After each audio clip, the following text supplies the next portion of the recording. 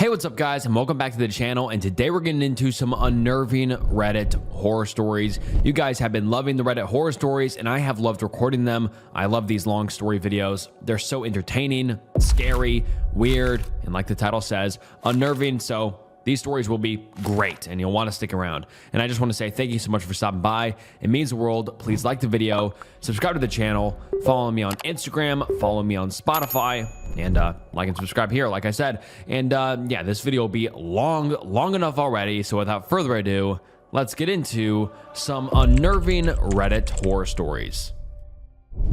The Lady Upstairs, written by LooseAd723. After 36 years of living in an apartment complex, I can confidently attest that a night owl is the worst kind of neighbor. Being as lucky as I am, I had one of those moving into the apartment right above mine at the start of October. It was a lady who seemed to have an endless supply of worldly goods that all needed to be put into place the moment she moved in. Every single evening at 9 p.m. exactly, she would either start hammering away, drilling the walls, or pushing furniture across her floors, always managing to reach the noise level of an angry bull in heat. I've always had quite sensitive ears, so I'm no stranger to being awoken at night because of bothersome noises. There is always noise in the city, whether from drunkards singing at the top of their lungs or nocturnal critters running amok in the streets. Trust me, the sheer number of times I've been woken up by an opossum knocking over a trash can outside my house is ridiculous. The thing is, these disturbances would always be occasional and brief whenever they occurred. I could easily fall back asleep afterwards, but ever since the day that lady moved in, the night has been filled with constant sounds of her mayhem. The cacophony upstairs would go on every evening for about 3 to 4 days in a row. Then at some point, I would hear a large thudding sound, indicating that she had brought out yet another box full of stuff that needed to be set up. This routine sent me into a hellish cycle of exhaustion. I'd fall asleep late and wake up exhausted in the morning. I would then have to drown myself in coffee and go to work, hoping that I could get some sleep later in the evening. Don't tell me that I just should have confronted her. I didn't want her to think I was just some cranky old man. Besides, I don't really like confronting people. I've always felt awful whenever I've had to reprimand someone. I also didn't know her name, which I felt like would have made the interaction even more unbearable. I just sat on my couch, waiting for the commotion to stop. Suddenly, 3 weeks had passed, and she showed no signs of being finished unpacking. The seeds of chaos were planted as the clock struck 9 p.m. on an unusually hot evening in late October. An evening so hot that I had to have my windows open to be comfortable. The lady upstairs started toiling away, following her usual schedule. It was just as loud as all the other days. I twisted and turned in my bed, trying to cover my ears with my pillow, as I'd done so many nights before. But this night was different. The heat mixed with my drowsiness and the sounds from upstairs all compiled into a thundering migraine. It felt as if my brain was swelling, trying to crack my head open and run away to escape the noise. I couldn't take it any longer. I sat up in my bed, inhaled all the air that I could fit in my lungs, and yelled, "Quiet!" My yelling was followed by a large thud from upstairs. She had just started unpacking another box. I thought to myself, I couldn't believe it. She had to have heard me. My yelling was so loud that they probably heard me all the way up on the 5th floor. I stared at my ceiling, awaiting the sounds of the troublemaker and her orchestra from hell. I waited, and then I waited some more. More time passed, but there were no more sounds coming from upstairs. Maybe she did hear me. Maybe she was finally being respectful. I felt my headache subside as I lay back down. I closed my eyes, letting my fatigue carry me towards slumber. I was completely unbothered for the first time in a long time. I rose with the sun several hours later, and I didn't have to chug half a liter of coffee to stay awake. I went to work with a smile on my face and a good feeling in my body. Everything was easier. I was happier. It was paradise compared to before. I came home that evening, hoping that the night before wasn't an exception. If only I had been that lucky. After the sun had gone down, there was activity in the upstairs apartment again. This time, though, the sounds were a bit different. All I could hear was bump, bump, bump, repeated over and over again. I couldn't place the sound. It didn't come from any tool that I know of. I was sure of that.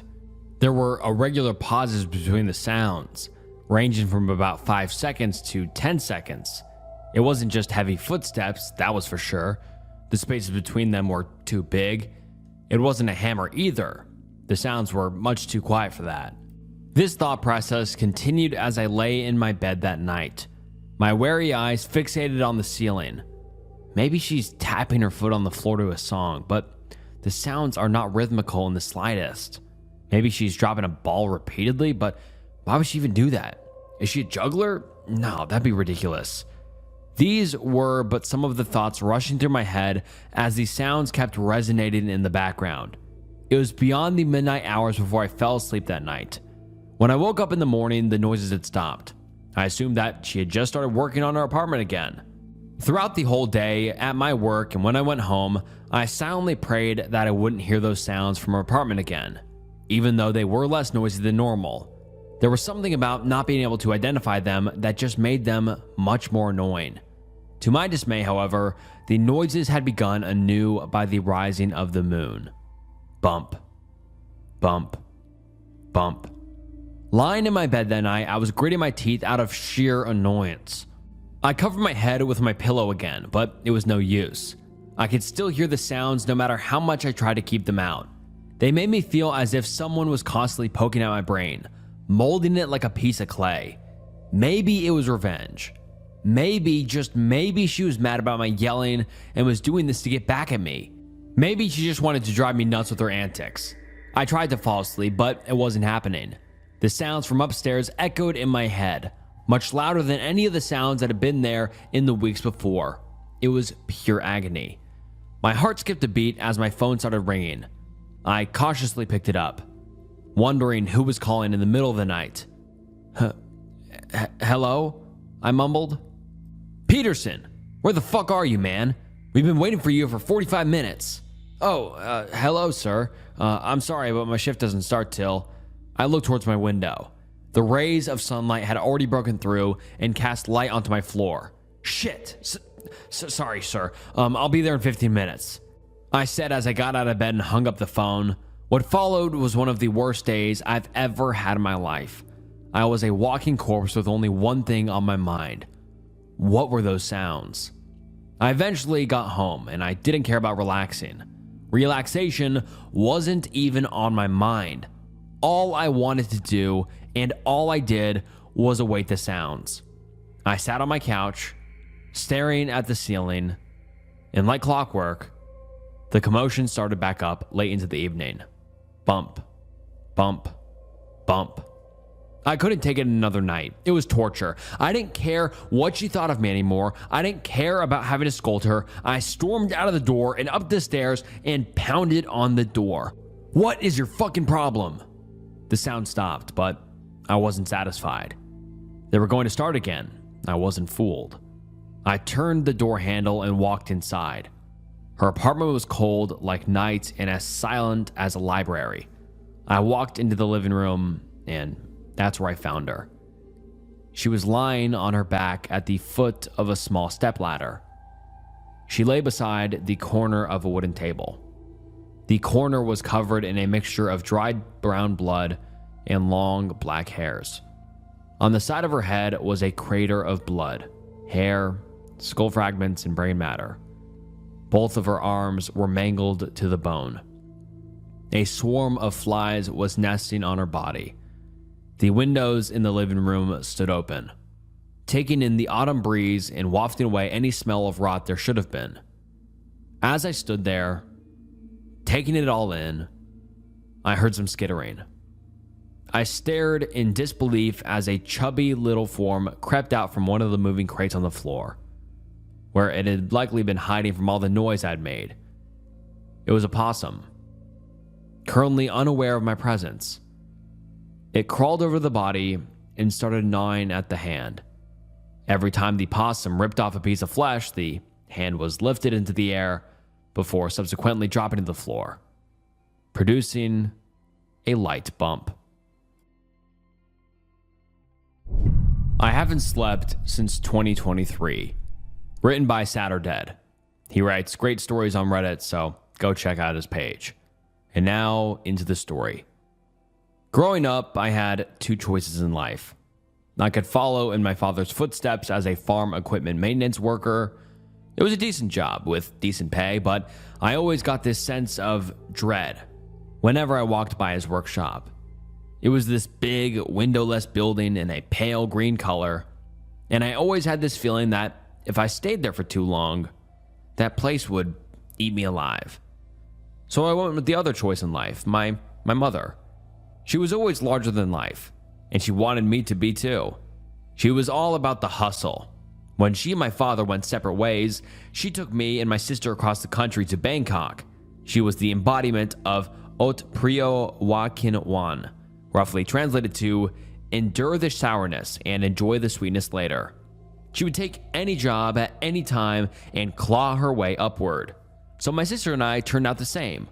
We would work, study, and socialize. We were supposed to be everything at once: smart, strong, cultural, and opinionated. I studied computer science at night and worked delivery during the day. I got a pretty good eye for traffic, so I could make it around the city without fearing for my life. That's easier said than done. Traffic laws around here seem to be more of a suggestion rather than a law. I also did the odd job making websites for friends, family, and acquaintances. That would eat up most of my weekend nights. And finally, the one job that never paid me anything: looking out for my sister. My sister Isra worked as a club and event promoter in the inner city. She mostly worked weekends and nights, and I'm the only one she trusts to watch her back. If someone bothered her, I'd be on call. If she needed a sudden ride home, I'd be on call. I'd get yelled at for being late, or for not responding fast enough, or for 1,000 different reasons. It was by far the worst job I'd ever had.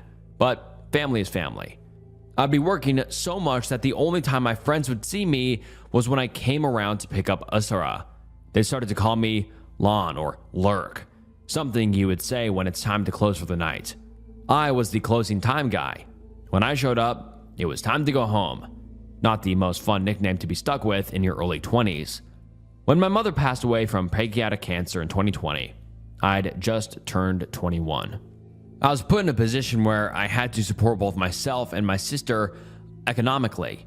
Sure, she pulled part of her weight too, but she was looking ahead. She wanted to work in cosmetology, especially in movies and TV shows. That would take money and time. So for a while there, I had a lot of sudden weight put on my shoulders. Studies, work, more work, and being there for Isra. I barely slept, and when I did, I'd wake up at the slightest sound. I was so used to sleeping lightly, waiting for my sister to call for a pickup, but I didn't have a lot of choices. I had to keep going, for everyone's sake. So I made a plan. I just had to make it until I was done with my studies. I looked for temporary solutions.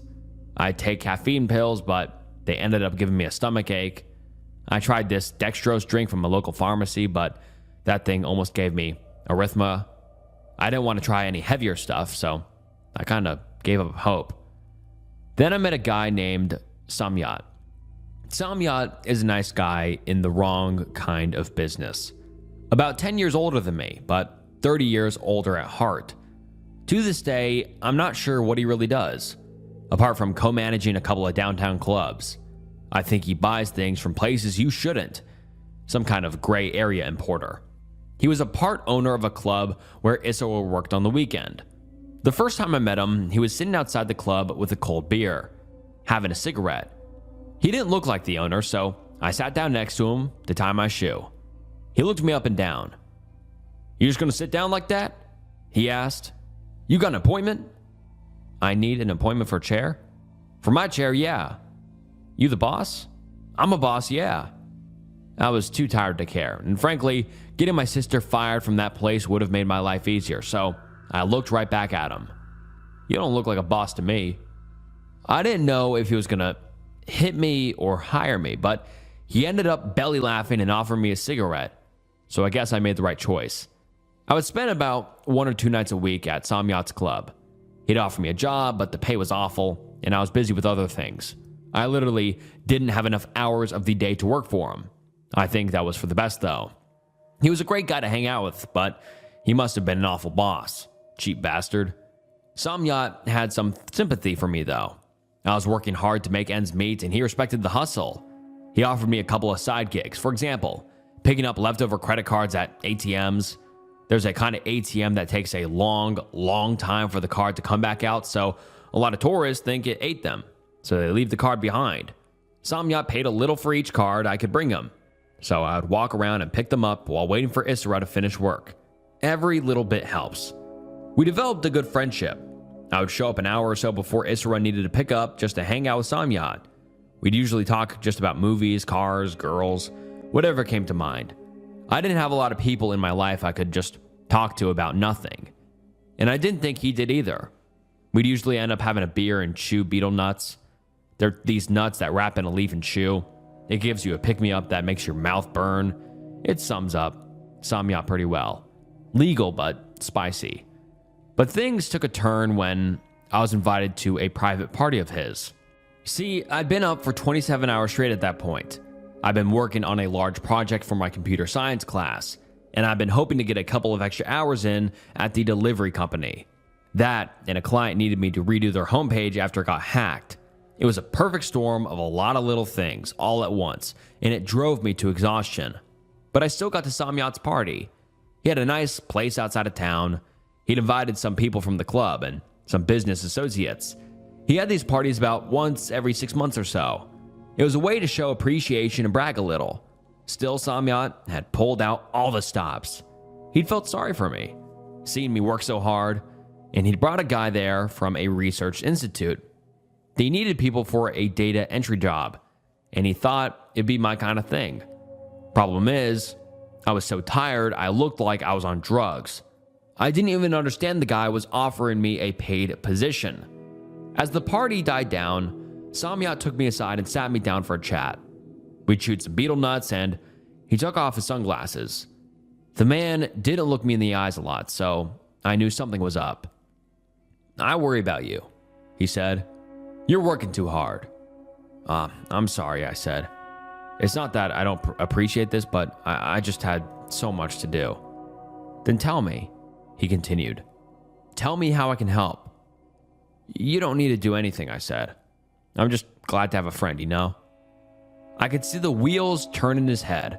His eyes welled up a little. He gave me a hug and took me out of the veranda overlooking the city. He patted me on the back. "You deserve better," he said. "I'll get you something better." The following weekend, I got a text from Samyat. He was excited to show me something. He usually had something to share, but this time seemed different. I was a bit anxious about seeing him, but it was a nice change of pace. So that Saturday, I was invited into the club. I went straight past the bouncer, through the dance floor, and into the back rooms. From there, I followed a corridor to a small office at the back of the building. After all I'd seen from Samyat, I expected something grander, but it was just a little office with an old laptop, a USB fan, a couple chairs, and a shitty TV in the corner, all accentuated by a couple of early 2000s posters of women in bikinis posing with cars. Samyat was smiling ear to ear and waved me over. He opened a safe under his desk and pulled out a small box of white pill bottles.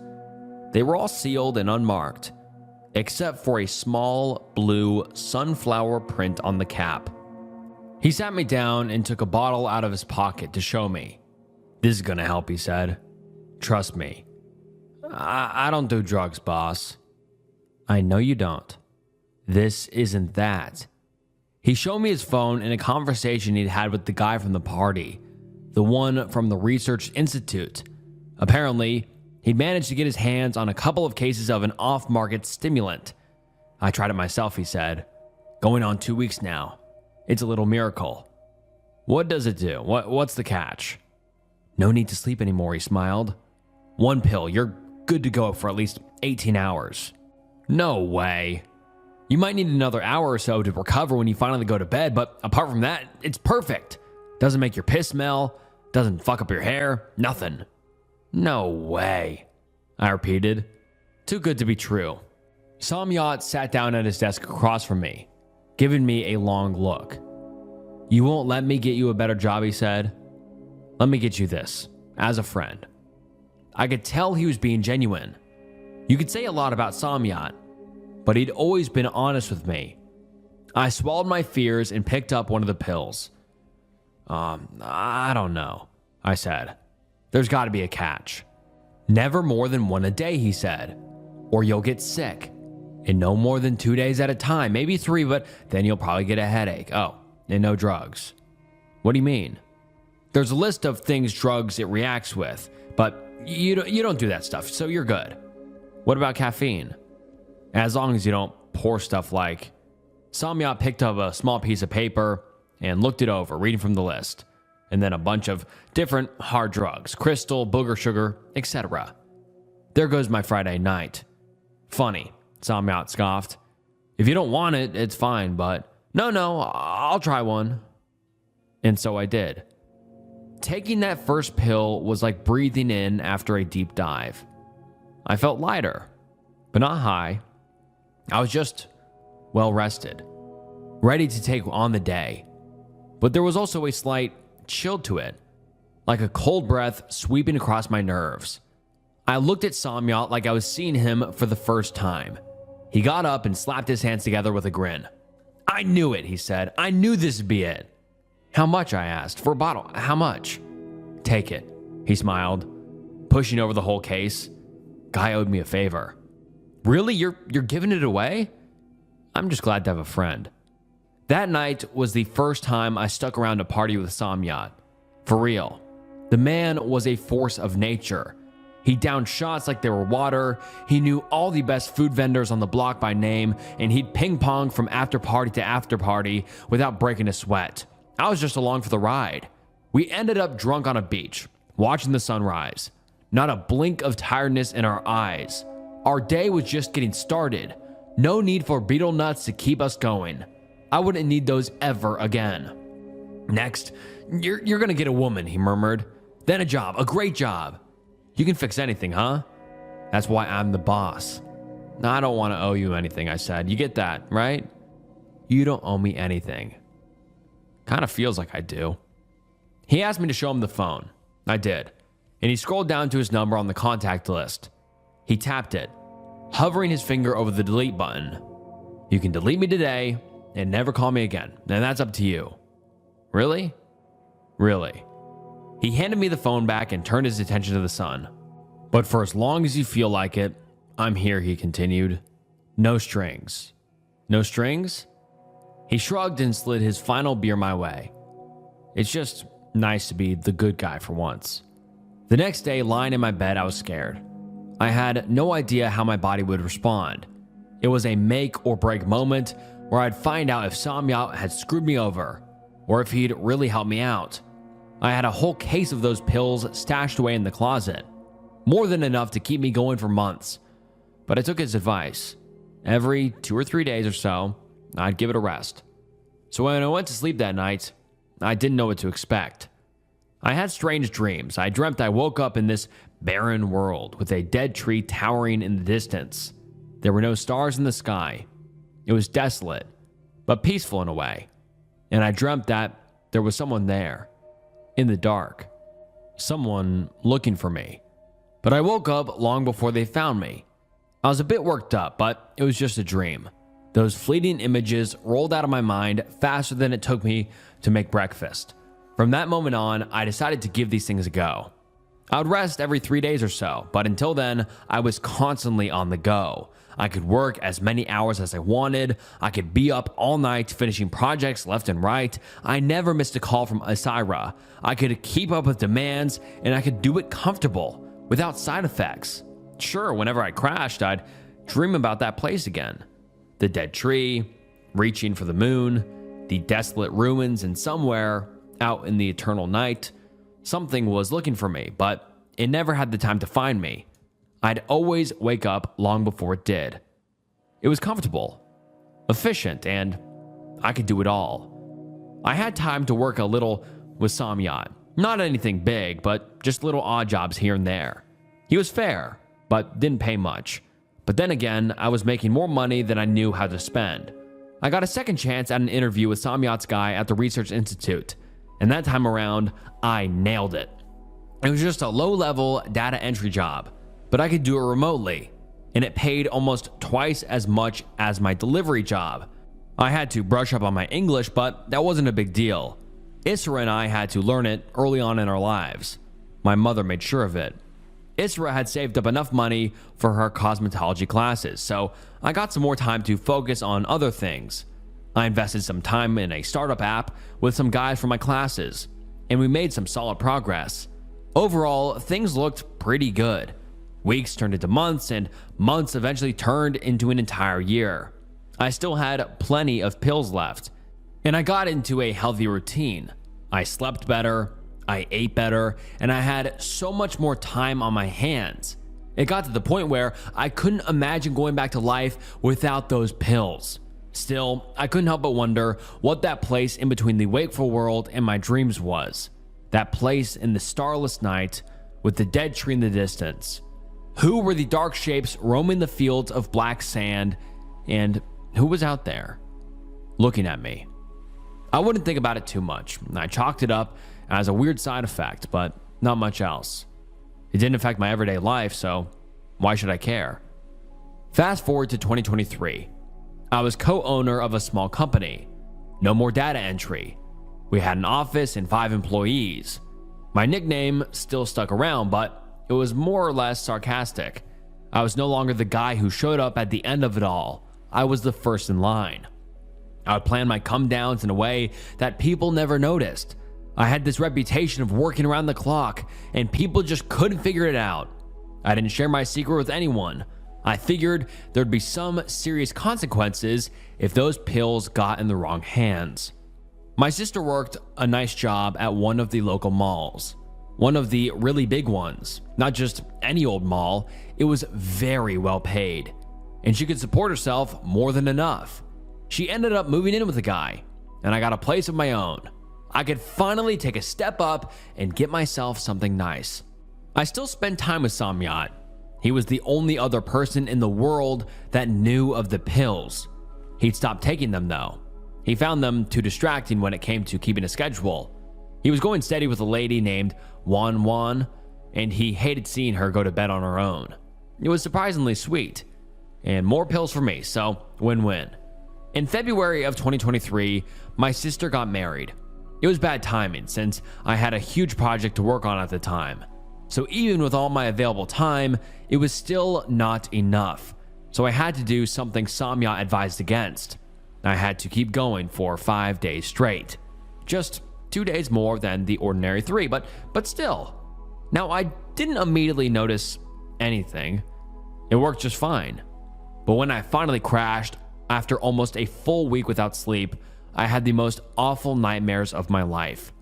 Not only was I back there, in that desolate space, I could feel it. The black sand creeping into my shoes. The howling of people in pain. I thought I heard gunfire too. What little vegetation lived there was twisted into a midnight blue, just like the blue sunflower on the cap of the bottle. But this time, there wasn't just something in the dark looking for me. No, it was hunting. I have this vivid memory of crawling through the sands of an old ruin, hearing something closing in. Despite the sand, it was wet, vicious. It made this disgusting sound, like a crowd of large men struggling for breath all at once. I would hear it touch its way across the ruins, looking for me, and everywhere it touched, something sizzled, like burning acid. It tried to speak. I know it did, but it couldn't. It had too many tongues, and they all tried to speak at once. Eventually, it found me. I couldn't look. I couldn't breathe. I could feel the size of it without even looking as it loomed over me. I tried making myself small, but it didn't matter. It sighed, like it had enjoyed a cold glass of water on a warm summer's day. It was so pleased to find me. And as it moved closer, I heard something dripping, sizzling into the sand. There was a powerful smell of ammonia and something akin to mothballs. It touched my arm, and it burned into my skin. It burned so bad that I woke up. And when I did, I had a burn. A coin-sized black mark with gangrenous flesh tightening the skin of the arm, stinging with every flex of my tricep. That place was real. That thing had to be real. For a full week after that, I kept feeling like I've been seconds from death. I had a doctor check out my arm, but he couldn't make sense of it. It was an acid burn, but it behaved like a frostbite.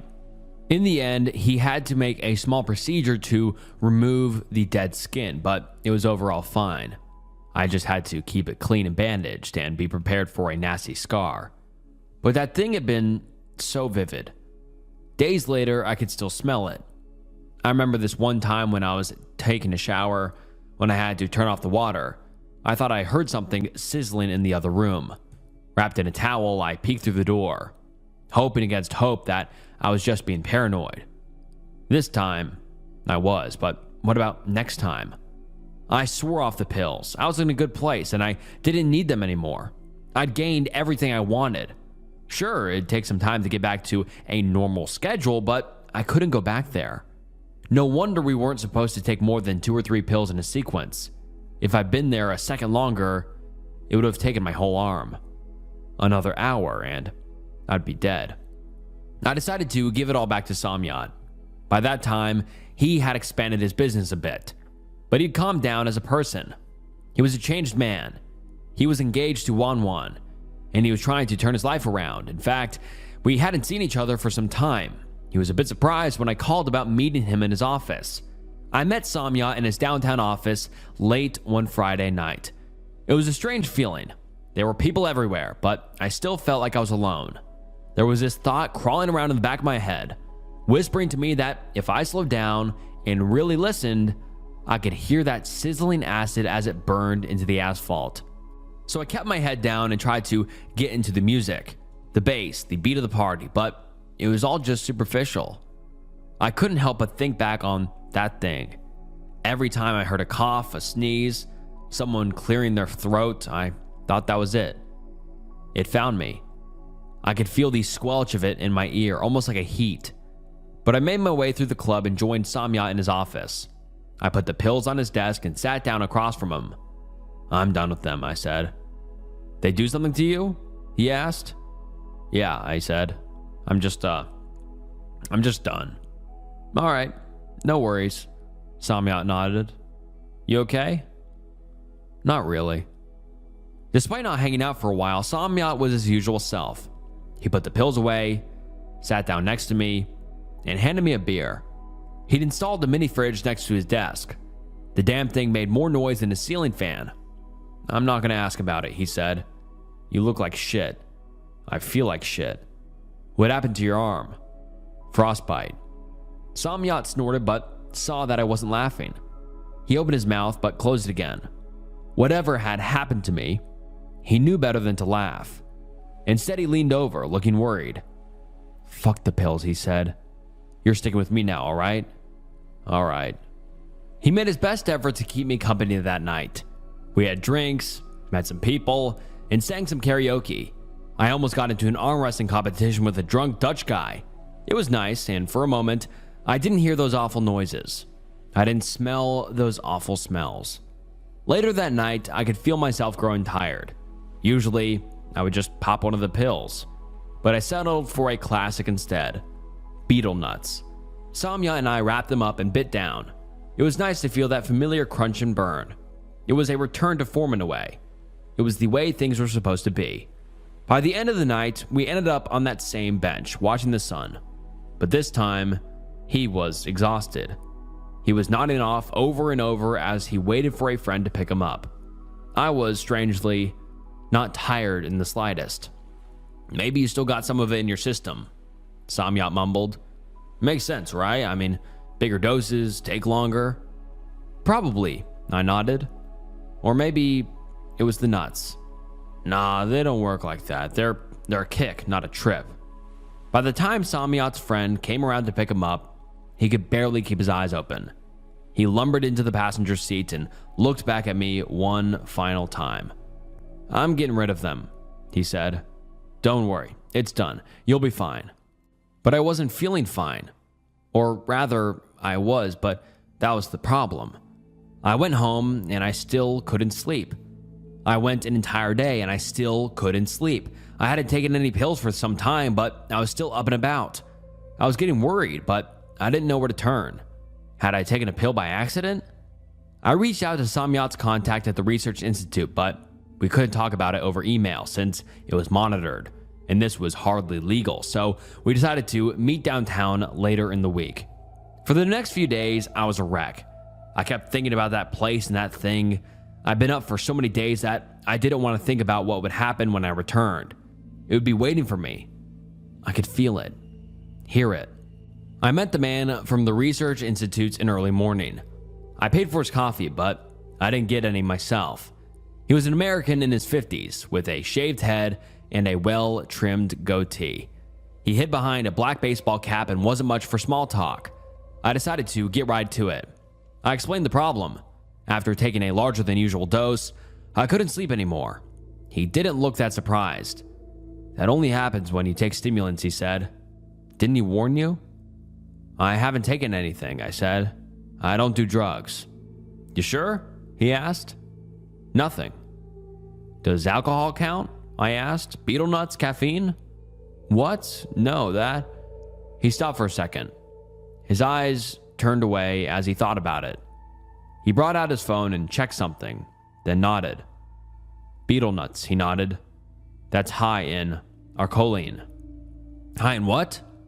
"Arcoline. That's the first thing on the list. That's the worst one." "Wait, what?" He adjusted his glasses and read the list out loud. He was right. Arcoline was the first thing on the list, right there next to hard narcotics. "What does it mean?" I asked. "What's going to happen?" He leaned forward, looking over the edge of his silver-rimmed glasses. Arcoline amplifies the effect by a magnitude of about 100. It's one of the reasons they had to shut down the development. At that magnitude, there's no telling what's going to happen. "Wait, 100? So you're going to be awake for maybe a year, maybe 4, and then something I can't even imagine is going to happen to you." There was nothing else to say. He had no advice to give. There were no solutions. The damage was done. I almost burst into tears right then and there. My hands were shaking. I would be awake for years and then something he couldn't even imagine. If the effect of 2 pills, too many, caught me a burn on the arm, what the hell was going to happen after 100, 200? The bandage itched and I could hear the sizzling from a nearby kitchen. But it wasn't from the kitchen. It was that thing. And it was waiting for me. It was just a matter of time. I tried everything, but there was nothing to be done. There was nothing wrong with me on paper. I was healthier than ever, in fact. The lab in Vietnam that the man spoke of had been shut down, and all traces of it was dismantled. I had a vague lead to an investor in the US, but it didn't lead me anywhere. I had to sell my share in my company. It stung, but the payout was more than generous. It would keep me afloat for a couple of months, maybe a year, while I tried to work something out. But it was a desperate search for nothing. Even the man from the Research Institute would drop off the grid. And when strange men in suits started asking my friends and family about me, I knew I'd taken a step too far. This was in February 2023. Every day from that point forward has been a nightmare. In May that same year, I lost the need to eat. It's like my body entered a kind of metastasis. I could sit in a room for days on end, staring at a wall, and nothing would change. I would feel nothing. I would experience nothing, and I wouldn't care. And with no food, I'd need no bathroom breaks. Sometime in July, I lost the need to breathe. I'd forget to do it for days on end, and my lungs would deflate to the point where it hurt to use them. After a couple of weeks, I couldn't talk without bleeding anymore. In late October that year, I stopped blinking. I'd forget to do it for long periods of time. and dust would settle in my eyes. It didn't hurt, but it was uncomfortable to wash them, so I just ended up keeping them closed. Something happened to my skin. I think it stopped needing sunlight. Over a couple of days, I grew so pale you could almost see through me. My fingernails would fall off without using my mouth and jaw. My teeth fell out of my skull. I barely noticed. I had to move in with my sister to care for me. She couldn't understand what was happening, and neither could anyone else. She would force me to go to the doctors, and they couldn't make sense of it. Whenever they mentioned specialists, some anonymous group would throw enough money at them to look the other way. But all that was just cake topping. It was all just physical things. It didn't compare to my thoughts and feelings. I'd feel closer and closer to that dark space. That space beyond, where that thing waited for me. It hungered for me. All the needs and wants I'd lost, it gained. It was hungry, tired, sunburnt, and in constant pain, and it wanted to give it all back to me, to consume me with it. If I just listened hard enough, I could hear it panting, like an eager dog waiting for master to put food in his bowl, ready to tear into me, unashamed. Sometimes I forget what world I'm in. I'll get up and wander around, feeling the walls, imagining them as crumbling ruins. My sister once caught me wandering into the street. If my lungs had worked, she would have heard me begging that thing to leave me. Instead, I got hit by a car, and I didn't feel a thing. Laying crumpled into a pile by the side of the road. The things people say feel like a distant dream. I have no need for serotonin, so joy is something of the past. Sometimes I can hear the music and cheering across the city, but it feels like they're mocking me. But the fear, that's still there. It may be the only emotion that remains. Now it's 2025. I think I attended Samyat's wedding, but I can't know for sure. I think I was there. I didn't see or hear. I can't feel anything when I move my arms anymore. There was a nice smell. I think he offered me some cake. I tried to smile at him, but I don't know if I did it.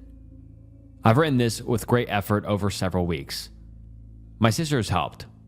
She washes my eyes, and I would look at the letters for her to type. If I stretch a little, I can get enough air in my lungs to make a noise or a short word.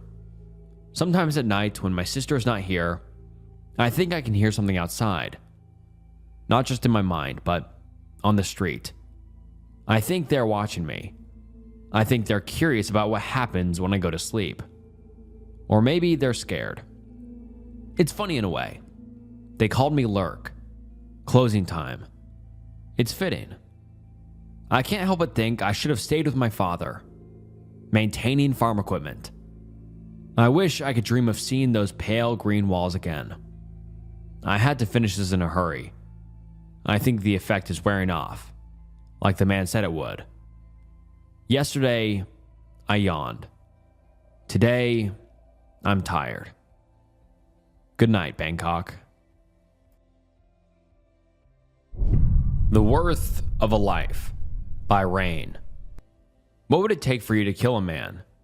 Excuse me? I asked, taken off guard. A stranger in an expensive-looking suit sat across from me at the bus stop. What would it take for you to kill a man? He repeated. Why are you asking me this? I asked, increasingly unsettled. He leaned back against the bench casually, as if he were simply asking for the time.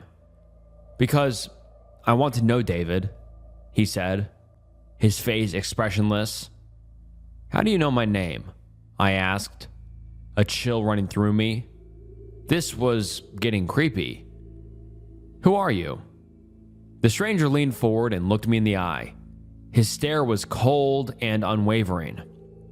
I know everything about you, David, he said, not offering his own name. I know that you are drowning in student loans. They had to sell your car, that you live from one meager paycheck to the next. He leaned back and looked away. I want to know what it would take for you to kill a man, he finished. This guy was seriously freaking me out, and I wanted to run or call the police, but I was afraid of what he might do. He was obviously some kind of psychopath. I decided to humor him carefully until the bus came, just in case. Why would I ever kill someone? I asked. Aside from self-defense, I don't see how that could ever be worth it. You have a gun, and someone is kneeling in front of you, he said. What if pulling that trigger would save 1,000,000 lives? Would you do it? A psychopathic philosopher? So, the trolley problem? I asked cautiously. Switching the tracks to save 1,000,000 people by sacrificing one? The stranger waved a dismissive hand. You could think of it that way, he said. But it doesn't necessarily have to be 1,000,000 people. It could be for anything. Power, money, even the cure for cancer. I never liked the trolley problem. It was always an impossible choice for me. I wouldn't be able to decide, I said, shrugging. Luckily, I'll never have to. He leaned forward again. But what if you do? He said. What if I make the power to make it happen? This guy is insane, I thought. You have the power, I asked, exasperated. If so, why not do it yourself? Why would you make a random person kill someone to cure cancer? I can't do it myself, he replied. I'm unable to directly interfere.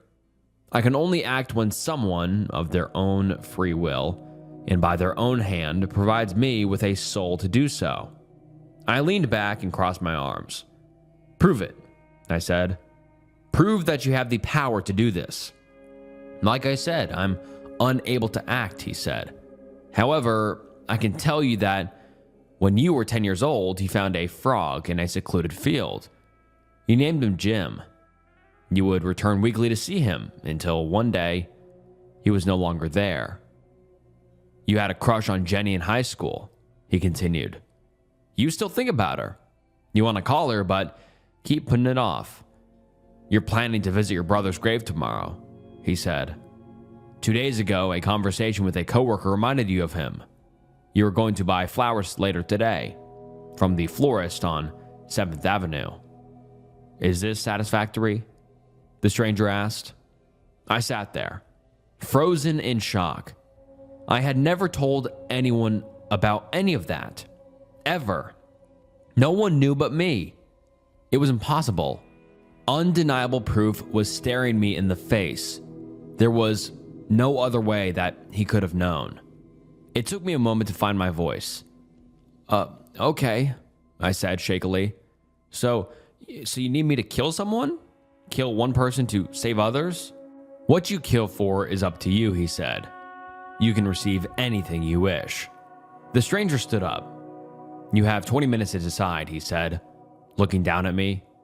You will never have this opportunity again. Think carefully. He turned and pointed. In that alley, where I am pointing, he said, you will find a man. I turned to look at the alley. It was right next to the bus stop. He continued, you will also find a gun. State your desire loudly and clearly before pulling the trigger. He lowered his hand and turned to leave. Decide what you kill for. Decide the worth of a life.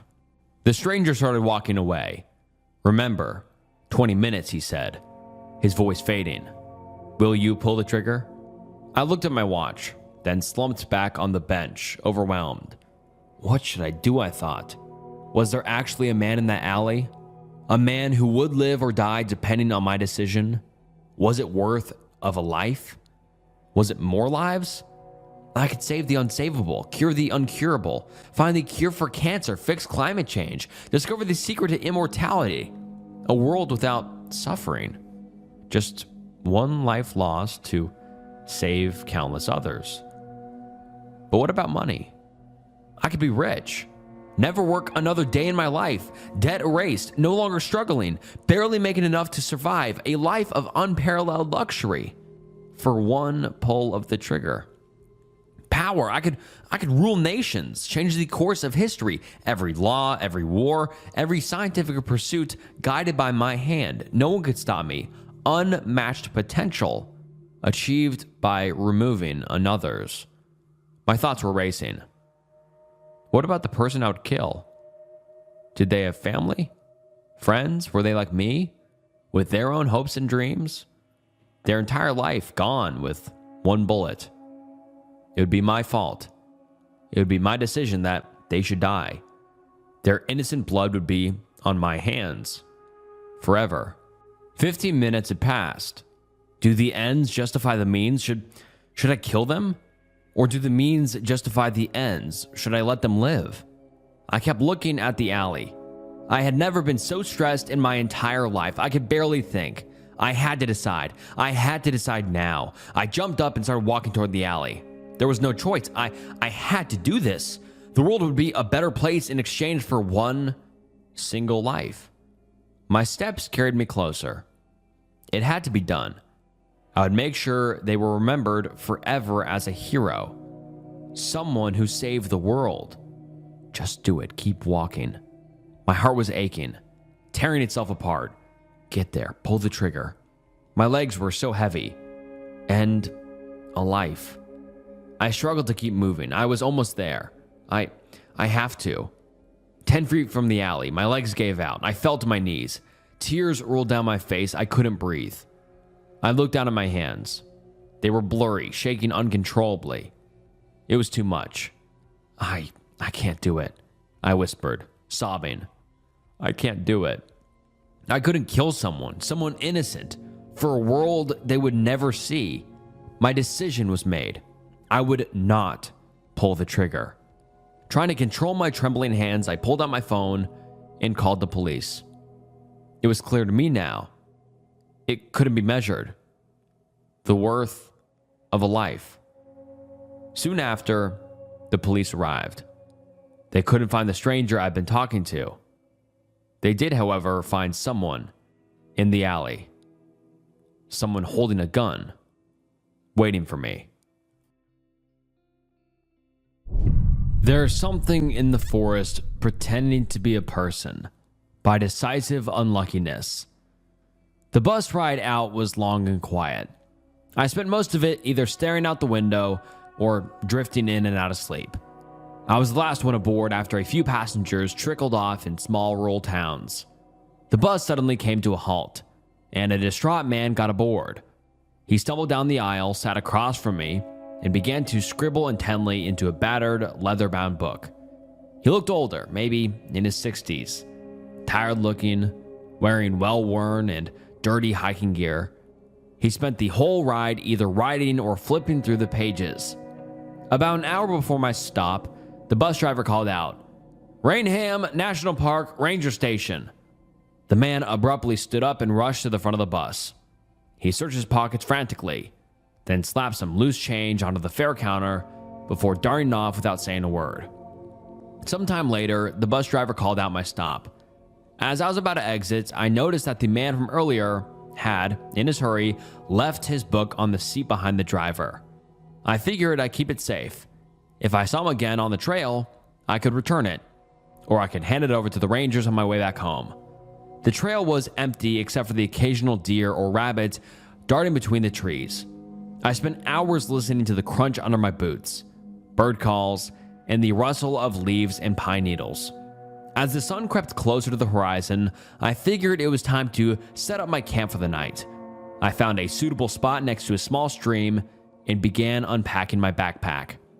I set up my tent, gathered some firewood, and boiled water from the stream to rehydrate a freeze-dried meal. The sun dipped below the horizon, and the temperature began to sink. I tucked myself into my sleeping bag, but I couldn't shake the urge I had been trying to ignore all evening. I glanced over at the book sitting half buried in the open lid of my pack. I reached for it and flipped to the first few pages. The handwriting was compact but neat. It started off like any trail journal. Short entries about trail conditions, notes on the weather, and a few sketches of flowers. One entry even described a fox encounter in surprisingly poetic detail. I had just turned to another page when I heard a voice call out, "Hello? Anyone there?" I slowly unzipped the tent and poked my head out. In the dim glow of the dying embers, I could just make out the outline of a man standing a few meters away. "Sorry to bother you. I noticed your fire," the man said. "Would you mind if I pitch my tent here?" It's getting late and I'd rather not stumble around looking for another spot in the dark. Out here, hospitality felt less like a choice and more like an unspoken rule. Sure, plenty of space, I answered hesitantly. He crouched and began to stir the fire with a practiced hand. With a few quick motions, he coaxed the embers back into a flame. The fire blared brighter than it had all evening, crackling and alive again, pushing back the shadows and fully illuminating his face. He looked to be in his 50s, nearly bald with small patches of hair clinging to his scalp, dark rings around his eyes, and an unshaven jaw. His clothes were covered in dried mud. He smiled faintly. "Hope you don't mind," he said, glancing up at me. He lowered himself onto a rock across from me and warmed his hands over the fire. "My name's Eric," he said. After a moment, "You been out here long?" I'm John. First day out here. You?" "Long enough," he replied with a chuckle. "Well, I don't want to keep you up all night." I crawled back into my sleeping bag as he pitched his tent next to mine. The last thing I saw before I drifted off to sleep was his silhouette, sitting perfectly still by the fire. "Morning," I mumbled, stepping out of my tent. A small kettle of water hissed quietly on a makeshift grate over the flames. "I didn't hear you get up." He glanced at me with a practiced smile. "Got up early and figured I'd boil some water for your coffee." I froze. "How do you know I drink coffee in the morning?" "I recognized the acidic scent on your breath yesterday. Figured you'd want the water ready." His tone remaining nonchalant. Some habits are hard to miss. I rummaged through my pack and pulled out the small tin of instant coffee. "Well, I've got some bread too if you want some." Eric shook his head. "Thanks, but I've already eaten." He poured the hot water into 2 cups and I stirred some powdered coffee into mine. I reached to pour some into Eric's cup, but he quickly lifted his cup of plain, hot water to his mouth and drank it in one swift motion. Perhaps he prefers tea, though, I thought. Breakfast done, we put out the fire and efficiently packed up the tents and gear. The morning light filtered through the trees, casting long shadows across the forest floor. I unfurled my map and compass and started to plot a course to the next campsite, when I felt Eric put his hand on my shoulder. "I know the way," he said simply. There was no arrogance in his tone, only a certainty that left no room for discussion. The air was crisp and birds called sporadically from the treetops. Eric moved with an ease that made it clear he was more than comfortable here, navigating rocks and inclines without hesitation. We hiked for hours in silence. Curiously, Eric fell back to walk behind me, occasionally offering directions or commenting on my footing. At first, I thought he might just have been giving me some space, but I couldn't shake the feeling that he either wanted to watch me or didn't want me to watch him. The forest seemed to respond to our passage. The rustle of leaves was quieter, and the birds that had greeted the morning had gone silent. Eventually, the urge to pee forced me to set my backpack down, and I walked behind a nearby tree. When I returned, I noticed the main component zipper on my backpack was pulled down just a crack. "Need anything from my pack?" I asked Eric. I looked at your compass to make sure we're heading the right way." Not wanting to antagonize my new hiking companion out in the middle of nowhere, I gave him a nod, and we pressed on. The path gradually widened into a clearing, and the new campsite lay ahead. I unpacked my tent while Eric built the fire with practiced motions. "Here, let me help you with that," Eric said quietly and came over to me. He grabbed the tent stakes and drove them into the dirt with his bare, flat palm. Seeing my surprise, he patted my back, his hand feeling cold, even through the fabric of my shirt. He returned to the fire, sitting perfectly still and watching me with unnervingly attentive eyes. As we waited for the water to boil for supper, I retrieved the leather-bound book from my backpack. As I flipped it open, I noticed Eric's eyes slightly widen, a flicker of recognition that vanished as quickly as it appeared. He shifted back into his usual posture, hands resting on his knees, and fixed his gaze on the flames. Settling back against a log, I flipped to where I left off that evening before, and continued to read. October 4th, 2025. We made good time to the first campsite, arriving well before sunset. A great start to our 5-day loop. Clear sky, light wind from the west. A gunshot woke me up after midnight. Eric's bag was empty. I called for him and received no response. He came out of the dark a few minutes later, said he'd had to scare off a bear lurking around the camp. We'll take a look around the area first thing in the morning. October 5th, 2025. Nothing seemed out of the ordinary around the camp. Found prints, not from a bear though. Eric's been mostly quiet. Says he slept badly. Air heavy with thunderclouds on the horizon, but the storm never came in. Trail mostly dry. October 6th, 2025. I haven't seen Eric eat or drink since yesterday morning. He waved off breakfast. At the stream, he didn't refill his bottle. At lunch, he said he wasn't hungry. Maybe he's queasy. I tried to bring up some old stories. He seemed oddly curious, like it was the first time he had heard them. Didn't add details or correct me the way he always does. Just watched the firewood collapse to coals.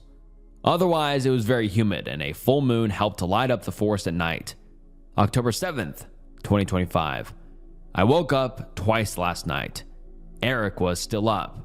I don't think he noticed me. I decided to confront him this morning about his strange behavior. He just sat there, expressionless. I've noticed that his reactions always come a second too late, like he's trying to figure out how he should respond correctly. His skin looks different too. New wrinkles, a slight yellow tone, and his hair has started to fall out. My only explanation is that something might have poisoned him. October 8th, 2025. It doesn't eat, doesn't sleep, doesn't blink. There is no soul behind its eyes. It just sits by the fire and watches. I cut a hole in the back of my tent. Tonight, I'm leaving. I looked up from the journal and met Eric's eyes across the fire.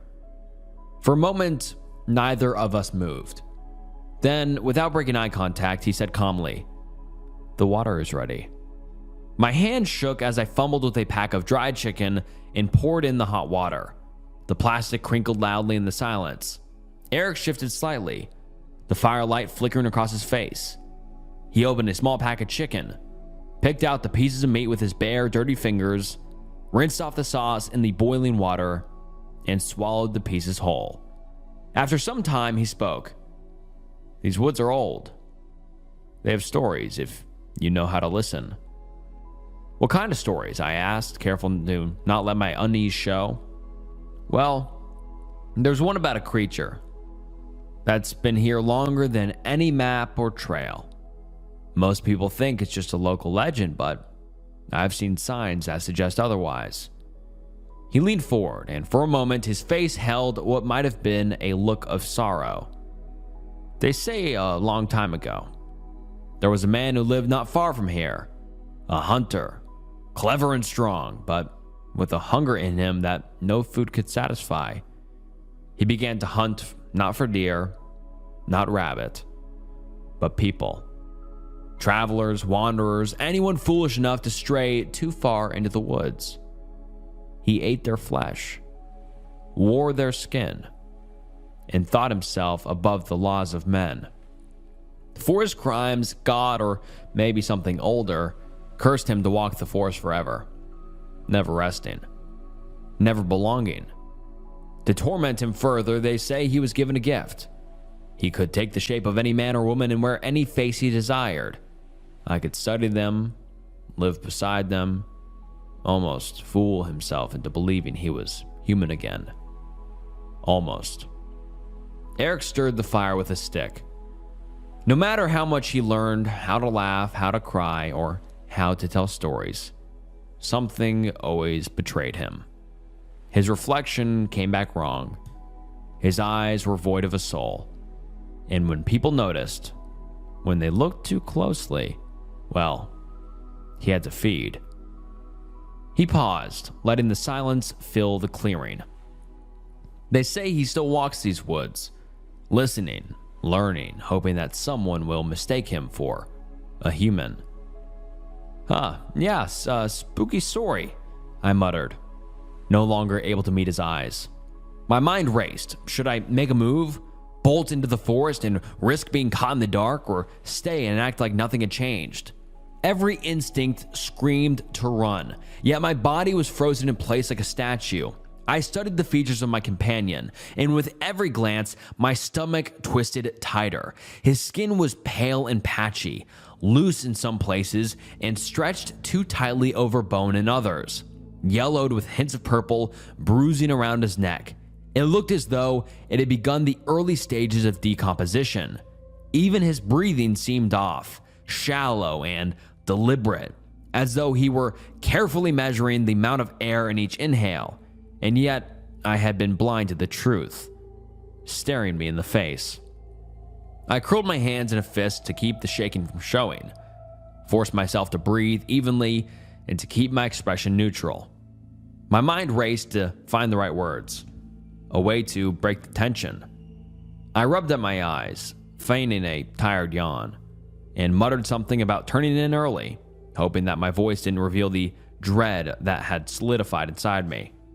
Just as my mind had started to pick apart the inconsistencies of his disguise, I couldn't help but wonder if he could do the same to me.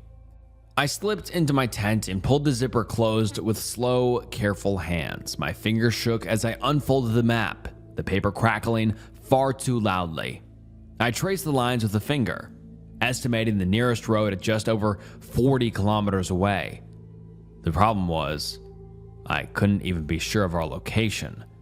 Having followed Eric's lead the entire day, it was also a day's trek in daylight, let alone in the middle of the night, but it was the only chance I had. Essentially only flashlight, compass, map, knife, water bottle, protein bars, matches, and the journal. I stuffed them all into a small drawstring sack that usually held my sleeping bag. Impelled by the journal entries, I carefully drew the knife from its sheath.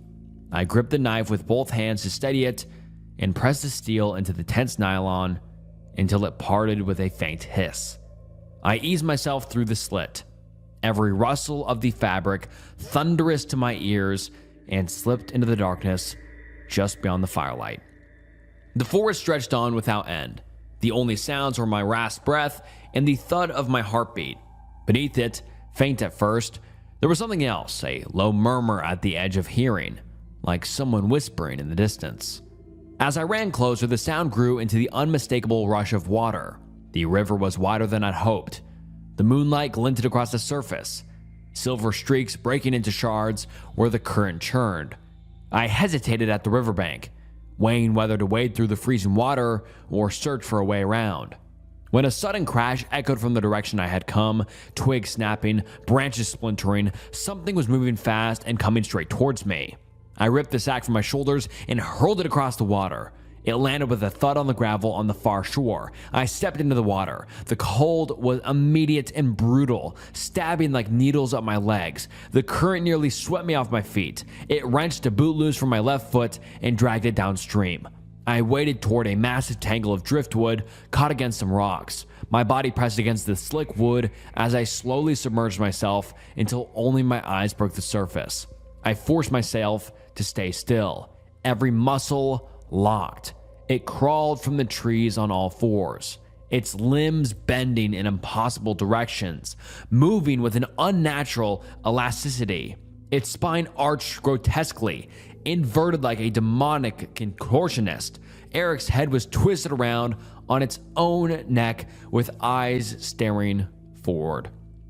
It waded into the water, coming straight toward my hiding spot, each step deliberate, like a predator closing in on its prey. It stopped and jerked upright, like a dog catching a scent. It sniffed the air and slowly tilted its head downstream. In a sudden blur of motion, it bolted in that direction, thrashing through the water with a speed that defied anything human. I dragged myself from the freezing water and stumbled onto the shore. I collapsed for a moment on the gravel, heaving for air. I slowly managed to stand up, hoisted the sack over my shoulder, and staggered into the trees. My left foot, now only protected by a wet wool sock, hurt with every misstep. Jolts of pain shot up my leg as I stepped on a sharp rock or a pointy twig. I leaned against a tree and slid down until my back rested firmly against the bark. I needed warmth and dry clothing, but a campfire would likely act as a beacon to my location. Hands shivering, I fumbled for my bag and pulled out the leather-bound book. I held it flat to illuminate the pages with the help of the moonlight as I flipped to the next entry. October 9th, 2025. Humans evolved to be expert pattern recognizers. Our brains expend valuable energy analyzing faces in real time, mouth curvature, the cadence of a blink, the subtle shift of a pupil. Most people don't notice. It's unconscious. But when a detail doesn't fit the expected pattern, something ancient and deep inside us rebels. It's an instinct honed over thousands of years, designed to protect us from the unnatural. If someone is reading this, don't make the same mistake I did. It has spent centuries perfecting its disguise, because it craves the only thing it can never truly be: a human. Don't break the illusion.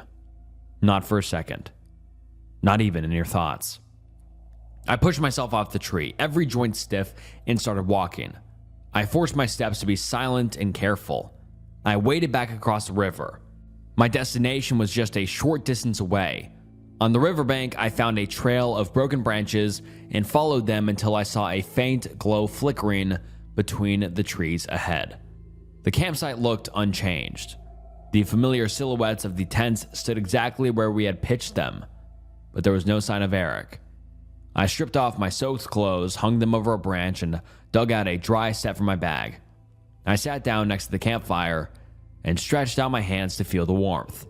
A shift in the air prickled the back of my neck, and I heard the clicking sounds of joints snapping back into place, one by one. I have something I've wanted to tell you. I found this book on the bus. My thumb traced the worn spine as I spoke. I think you know who it belongs to. Perhaps you could return it to its owner for me? Eric stepped out of the darkness. His neck was bruised, and the stretched remnants of his face, pulled too many ways, sagged down. Partially covering his eyes and mouth, he looked at me from across the flames, then sat down on the other side. He took the book from me and placed it on the ground next to him dismissively. He then stretched out his other hand, holding something. Found your shoe. I stared down at the dirty sock protecting my foot for a moment, then forced myself to look up to meet his eyes. Thanks, I managed. Must have slipped off your foot, Eric said casually. I was unlucky. Unlucky, Eric repeated, tasting the word in his mouth. No, you are lucky. Lucky I found it. How would we finish our hike if you couldn't walk properly? Every movement now felt like a performance under scrutiny. Every blink and every word I spoke had to seem natural, too fast, too slow, too rehearsed, and the fragile illusion I had mended for him would shatter. You should get some sleep. The last leg will be the most difficult, Eric stated matter-of-factly. Grateful for the sudden exit, I gave him a small nod and slipped into my tent. But sleep wouldn't come. I lay awake for hours, listening intently and waiting for something to happen.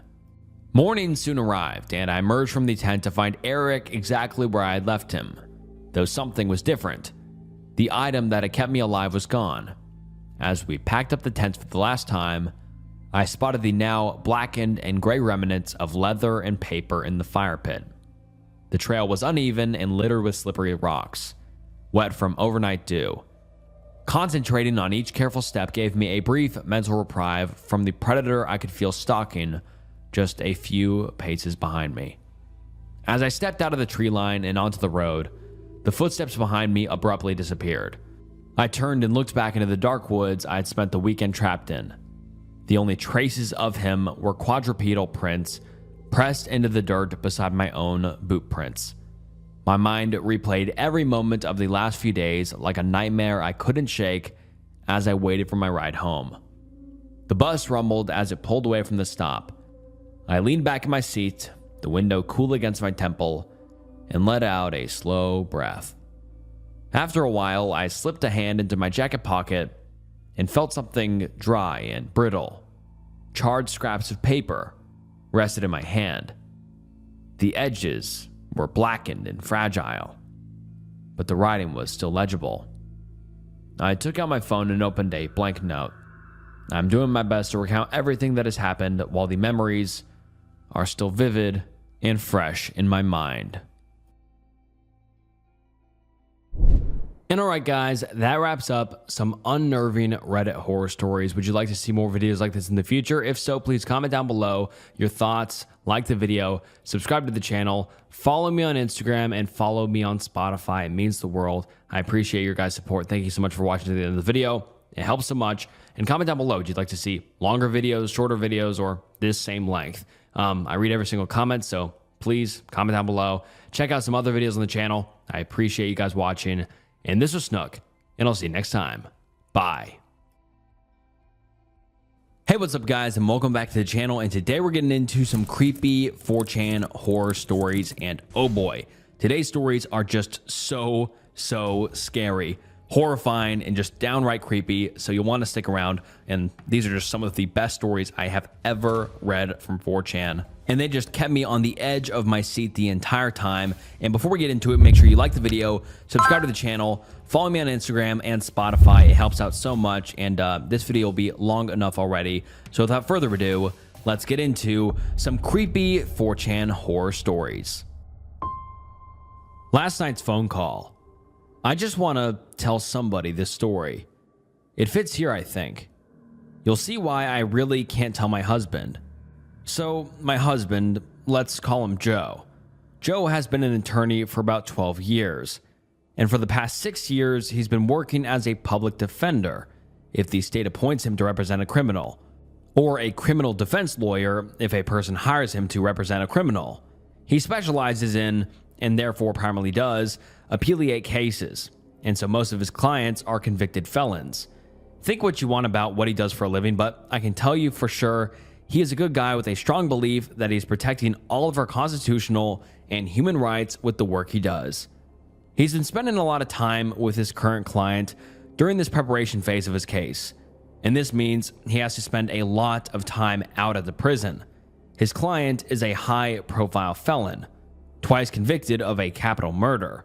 If I said his name, you would know who he was, and then could easily figure out who my husband is too, so I'm going to leave it at that.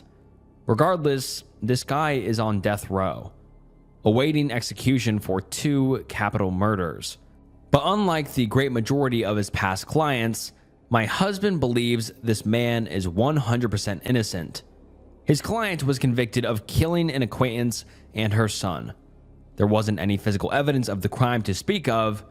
In fact, the prosecution could never even locate a crime scene, other than a few strands of hair and several minuscule drops of blood. The primary evidence used to convict my husband's client was all circumstantial.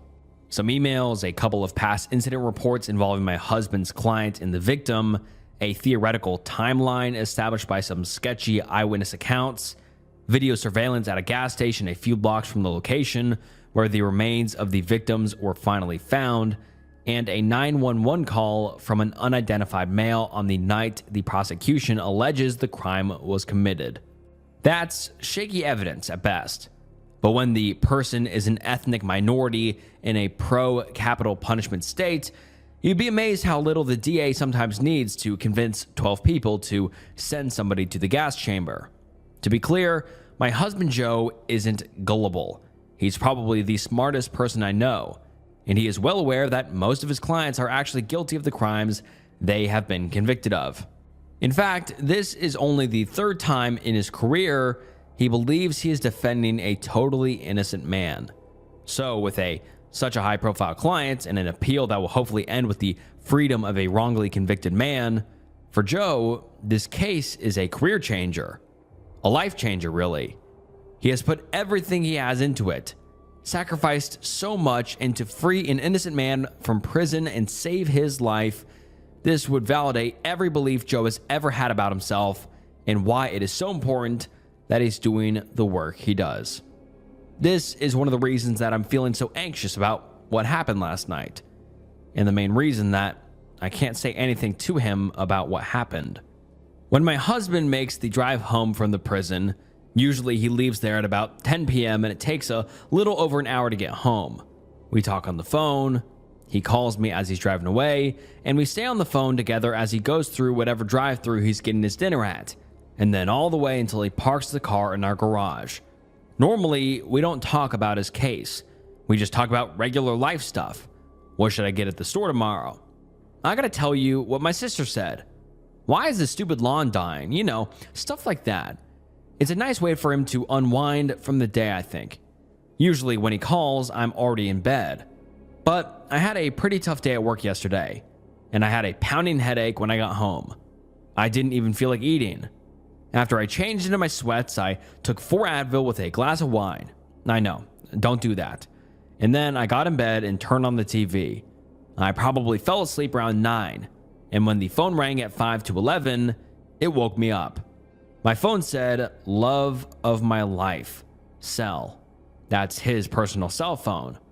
But I knew it was Joe without having to read it. When he said hi, his voice sounded a little hoarse. A little tired too. But since he was leaving so late, it made sense. He asked me if he woke me up. I lied and said no. He said I sounded really sleepy. I told him he sounded weird too. But then he changed the subject. For some reason, he wanted to talk about the case. He said, "I saw the photos of the crime scene today. Victim 1 and Victim 2. There was just so much blood." Now, Joe has a dry sense of humor. Like I said before, the bodies of the 2 of the victims had never been recovered, just some bones and bone fragments. Joe has sometimes joked that he's worried that, quote, the secret photos of his clients drenched in blood and holding the heads of his victims. The me speculated that from some of the marks on the bones, both victims had been decapitated, will show up in the judge's morning mail. So he knows that I know that there are no photos of the crime scene or the victims.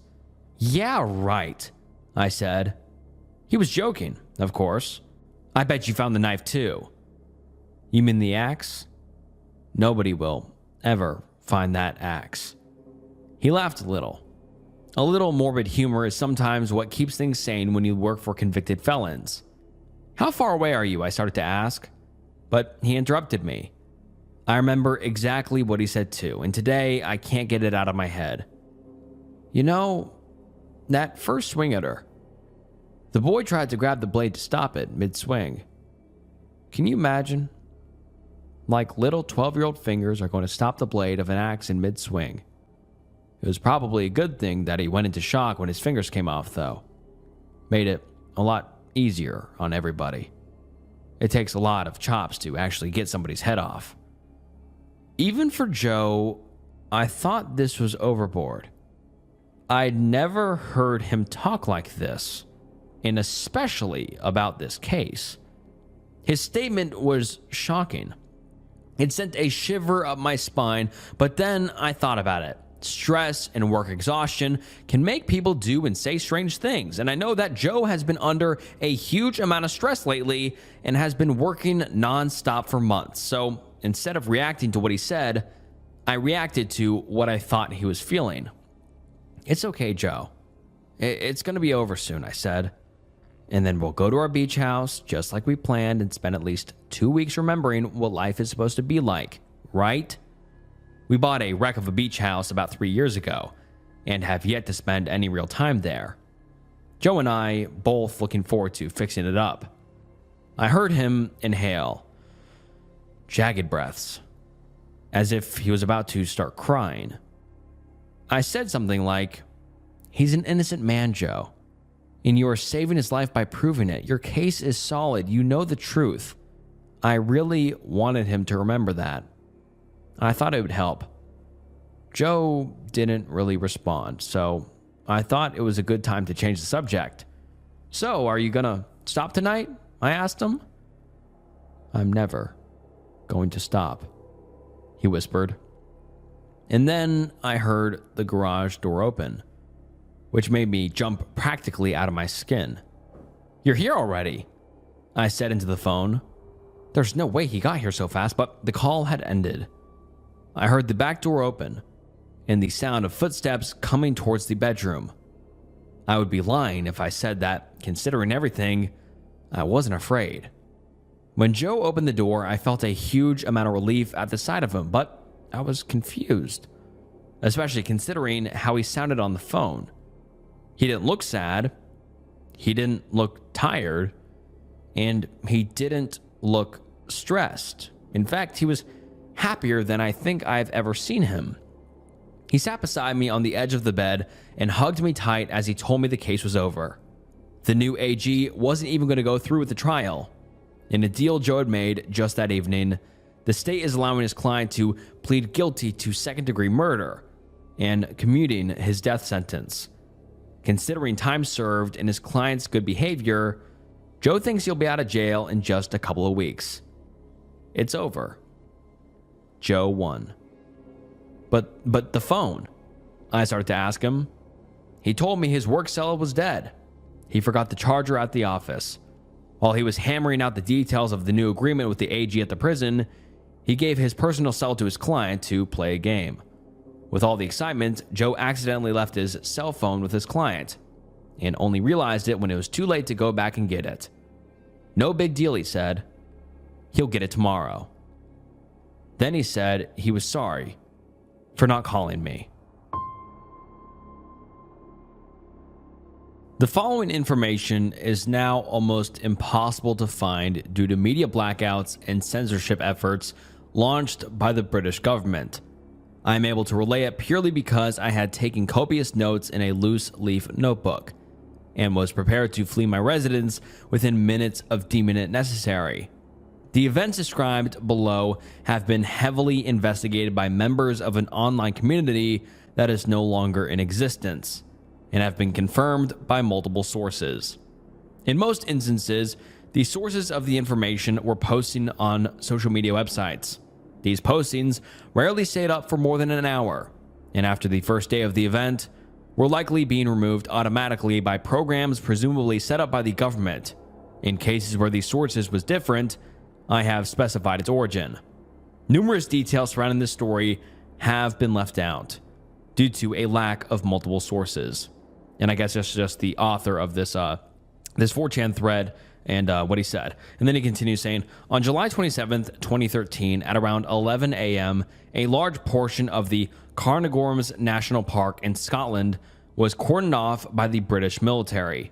The consensus is that the epicenter of this containment effort was a small patch of forest, 2.3 miles southwest of Bain Berek Mountain, at the coordinates of, I'm not going to read those out, but just coordinates. The first sign that this was taking place was when a man walking his dogs through the park saw a military transport helicopter flying above the tree canopy. 15 minutes later, a couple out for a hike spotted British soldiers moving through a patch of forest some distance from them. They described the troops as moving fast, heavily armed, and with their faces covered. The soldiers did not notice the couple and appeared focused on the woods. Around 11:30 a.m., British soldiers began actively and aggressively removing people from the park. The removal efforts were well outside of the epicenter of containment, suggesting that the British military was evacuating as many people from the park as possible. Soldiers driving battery-powered all-terrain vehicles, silent except for the sound of their tires rolling over the forest floor, picked up any civilians they saw. The civilians were then driven out of the park. The soldiers explained nothing, except that a training mission was in progress and that they were being evacuated for their safety. Civilians being driven out said the soldiers, clutching their weapons and staring into the forest, looked unusually guarded for a training mission. The reason for the containment, as it is now known with a considerable degree of certainty, was the presence of a, quote, humanoid entity within the forest. The first civilian sighting of this entity was made by a woman who had been birdwatching with a land telescope from the face of Ben Avon Mountain. She saw a transport helicopter land in a field a mile or two from the base of the mountain, then saw troops get out of the helicopter and move to the forest.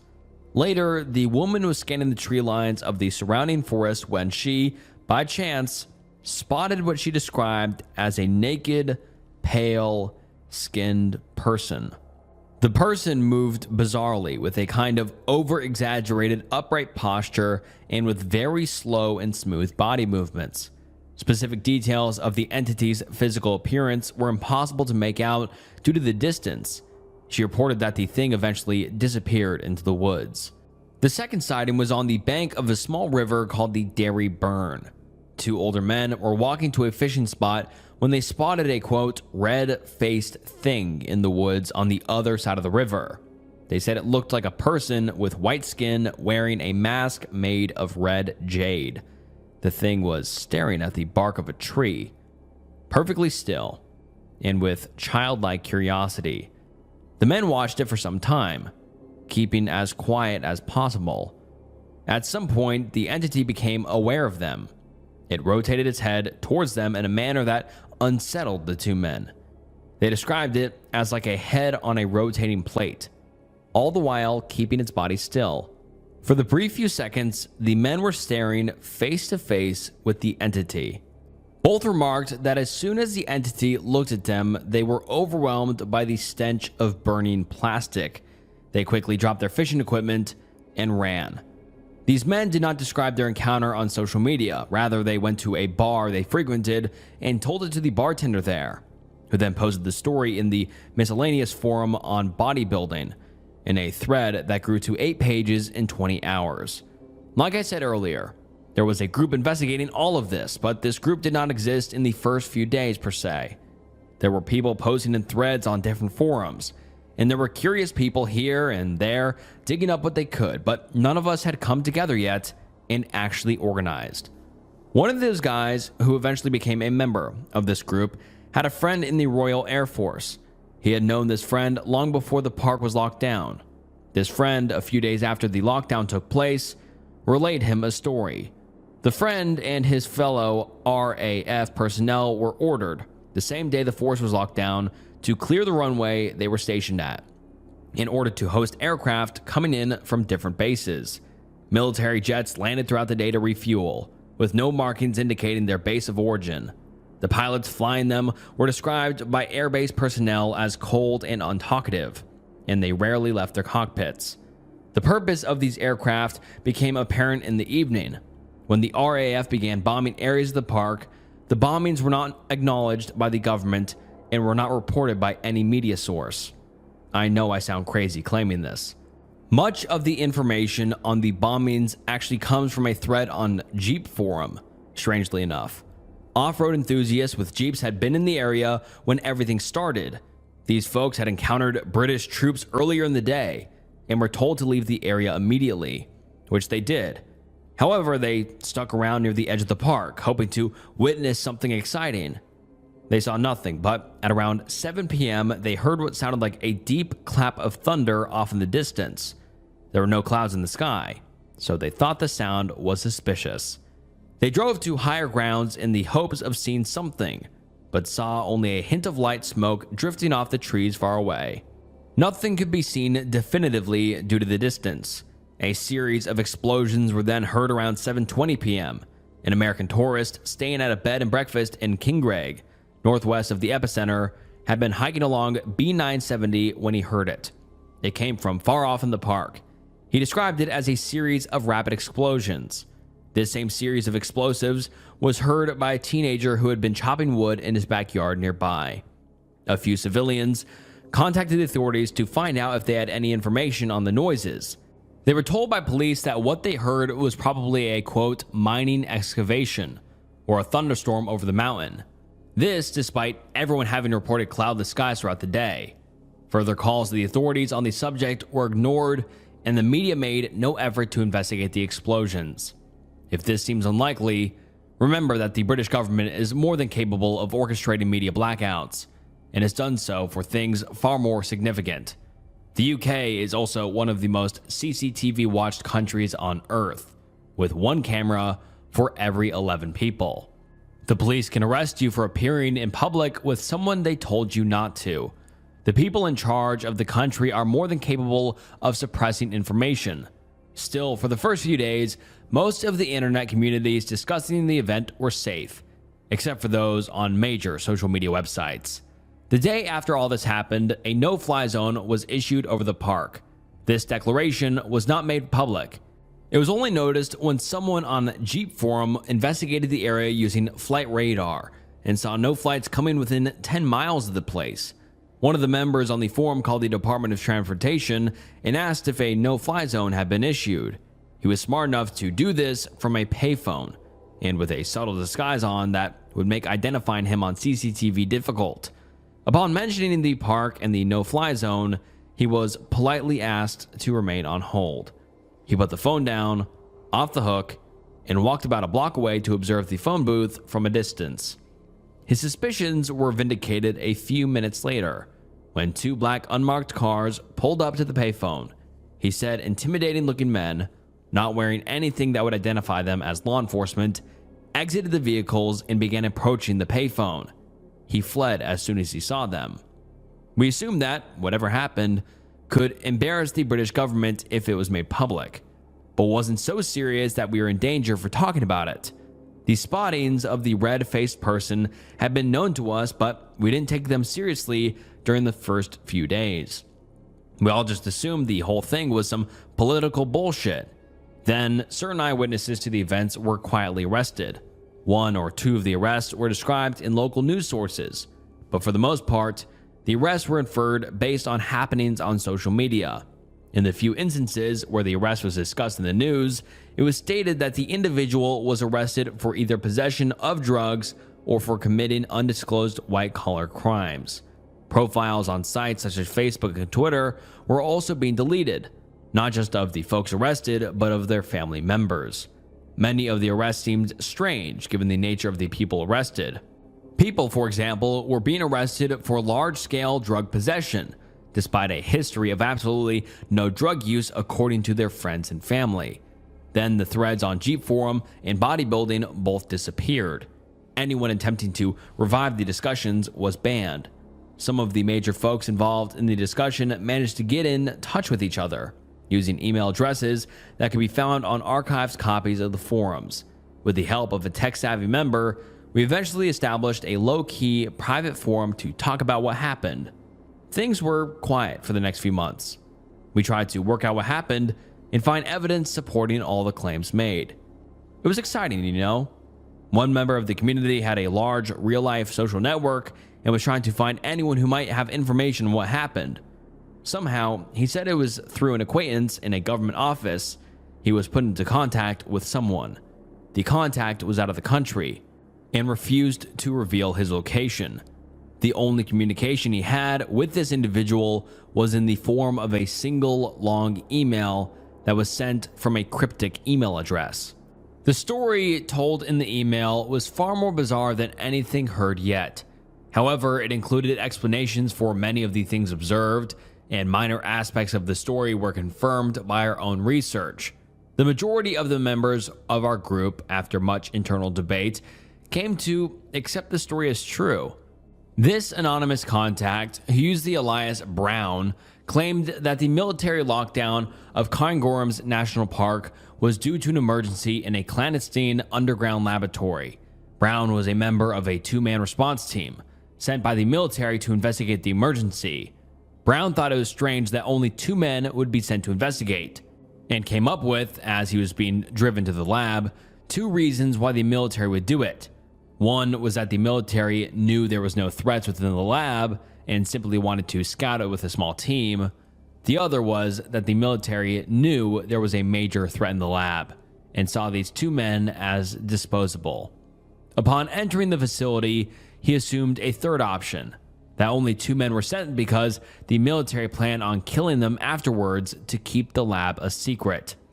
Brown described the lab as sleek and high-tech, with shiny blue-gray tiles covering the walls and floors. Most of the desks they encountered housed state-of-the-art computer technology. He saw it looked like it was from 50 years in the future. The team was told to recover hard drives, files, and notebooks containing information on Project Centaur. The nature of the project was not explained. They were given a map that highlighted offices and labs worth investigating. They were also told to approach the lower levels of the lab with caution. and assess the status of certain test subjects located there. The facility had been constructed such that wireless communication was impossible from within, so the men had to periodically check in by using hard lines accessible from communication rooms. This gave them the freedom to explore and discuss what they were seeing without anyone eavesdropping. The men were not greeted by anyone. A security room near the entrance was empty. They went in and found a lunchroom where a sandwich sat half-eaten on a table. As they moved into the facility, they saw that the entire place was flashing red under the light of a silent emergency alarm. They encountered a body in an office off of the main hall. It was a lady in a chair who looked like a mannequin. Her legs were locked out as if the knee joints had been fused together. Her eyes were wide and looked leathery, like they had been boiled.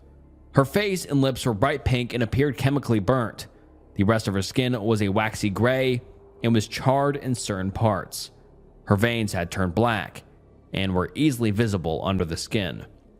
They noticed that she was still breathing. The topic of mercy killing her came up, but it was decided against, after realizing that whatever did this to her might come back and find her with a bullet wound, and thus be alerted to the two men's presence. Brown said that in retrospect, it was weird that they both assumed some sort of thing had done it, rather than say chemical exposure or radiation. For some reason, both men had assumed from the start that some kind of hostile thing was responsible for the lab's state. As they explored further, they found dozens of bodies in a similar state. Some were breathing lightly, but many were dead. Some of the bodies had disfiguring burn marks on their face, like they had been burned with a clothes iron. On 2 occasions, they found a body that looked like it had been burned completely into stiff ash, all the way through, like a spent log in a fireplace. The 2 men headed deeper into the facility, collecting notebooks from offices and hard drives from computers. In the deepest layers of the facility, they found the test subjects they had been warned about. They were inside observation rooms, visible through thick glass windows. They were alive. Their faces were expressionless and black except for their noses, which were red. Their eyes looked sealed shut. They were shambling around like animals that had just been hit by a car. At this point, DJ Brown and his coworker abandoned all pretenses of professional coolness and began discussing freely what they were seeing. Both agreed that the government had crossed some kind of ethical line. They decided to read over the notebooks they had collected so far, to try and figure out what happened. They looked over the files they had taken. They only learned general information on Project Centaur that involved slicing human DNA with segments of artificial DNA that contained unnatural base pairs. Base pairs are what make up DNA. The 2 men decided that the main lab at the deepest point of the facility would likely contain more information. They made their way to the depths of the underground structure, where they found a large biomedical laboratory. As they explored the lab, they came across 2 vats, large enough to fit a standing person. Both vats were open. One had been fractured open, with glass shards sprawled on the floor in front, while the other had its lids ripped off and thrown across the lab. They found no dead scientists. The floor, however, was covered in burn marks, and in certain parts melted, and one of the burn marks vaguely resembled the outline of a person. Additionally, both men noticed the lab was filled with the smell of burnt plastic. They gathered up notebooks from the laboratory. These contained far more detailed information on what had happened. In particular, a document resembling a great proposal provided a solid backstory. With all the information they had, they were able to piece together the origins of the research being done. It began with a financial analyst working for the Bank of England, who started without any apparent reason to have hallucinogenic visions of a reoccurring pattern. He saw the pattern visually. It resembled what a person sees if they press on their closed eyes. He was experienced in mathematics and saw the details of these visions with unnatural clarity, and so was able to take these visions and express them numerically. He noticed that the pattern was composed of 4 repeating values, which, on a hunch, he believed correlated to the 2 base pairs of human DNA. When he compared his pattern to the human DNA sequence, he found that it matched certain key segments of the human genome, only slightly altered. His visions, in summary, were of altered fragments of human DNA. The results floored him. He began to analyze further. He found that when he incorporated the fragments into a complete genome using generic human DNA from the Human Genome Project, the result was 98.7% human. Chimpanzee DNA, for reference, is about 98% human. This genome, however, was not closer to chimpanzees. It was more distant. It was, if you will excuse me for saying, different in the other direction. His visionary genome, in certain instances, contained base pairs that were not one of the two that exist in nature. They were unnatural base pairs. Unnatural base pairs have been synthesized in laboratories, but obviously never found in nature. His vision gave no indication as to which base pair was required, but he was convinced that God had contacted him and had given him the recipe for perfecting mankind. Finding the right combination, therefore, was inevitable. He approached biologists from different universities, professors working in the field of synthetic biology, and spared them nothing of his theories. At this point, believed himself a prophet and assumed any who heard him would instantly recognize the importance of his task and lend him their help. One of the professors contacted the authorities immediately after the man dropped by and left his office. He assumed he was mentally insane. The financial analyst was taken into police custody. Eventually, he was subject to medical testing, where doctors found numerous small tumors in his optical lobe. His employment at the Bank of England was terminated, and he was supposedly transported to a 24/7 medical facility to receive specialized care. The man's fate is unknown. The government, for whatever reason, began to research his work. Apparently, they were as dumbfounded as the whole situation as anyone would be. They planned to introduce the described alterations into human DNA and observe what effects it had. Altering human DNA was, according to these documents, easy. Scientists could engineer a series of viruses to deliver the altered DNA to every human cell in the body. The only difficulty was deciding which unnatural base pairs to include. The government researchers had no leads, so they simply began trying different unnatural base pairs, hoping one would eventually work. They decided to test these viruses in living human subjects. The first few tests were catastrophic. Subjects who were injected with the cocktail began to suffer extreme reactions to the DNA-altering infection. Their bodies seemed to fall apart. Skin blistered and sloughed off. Lymphatic fluid leaked from every square inch of skin. Organs failed in tandem. The initial test subjects all died within an hour of being injected.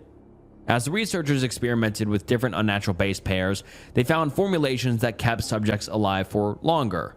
The subjects spotted in the observation room were created as a result of these formulations.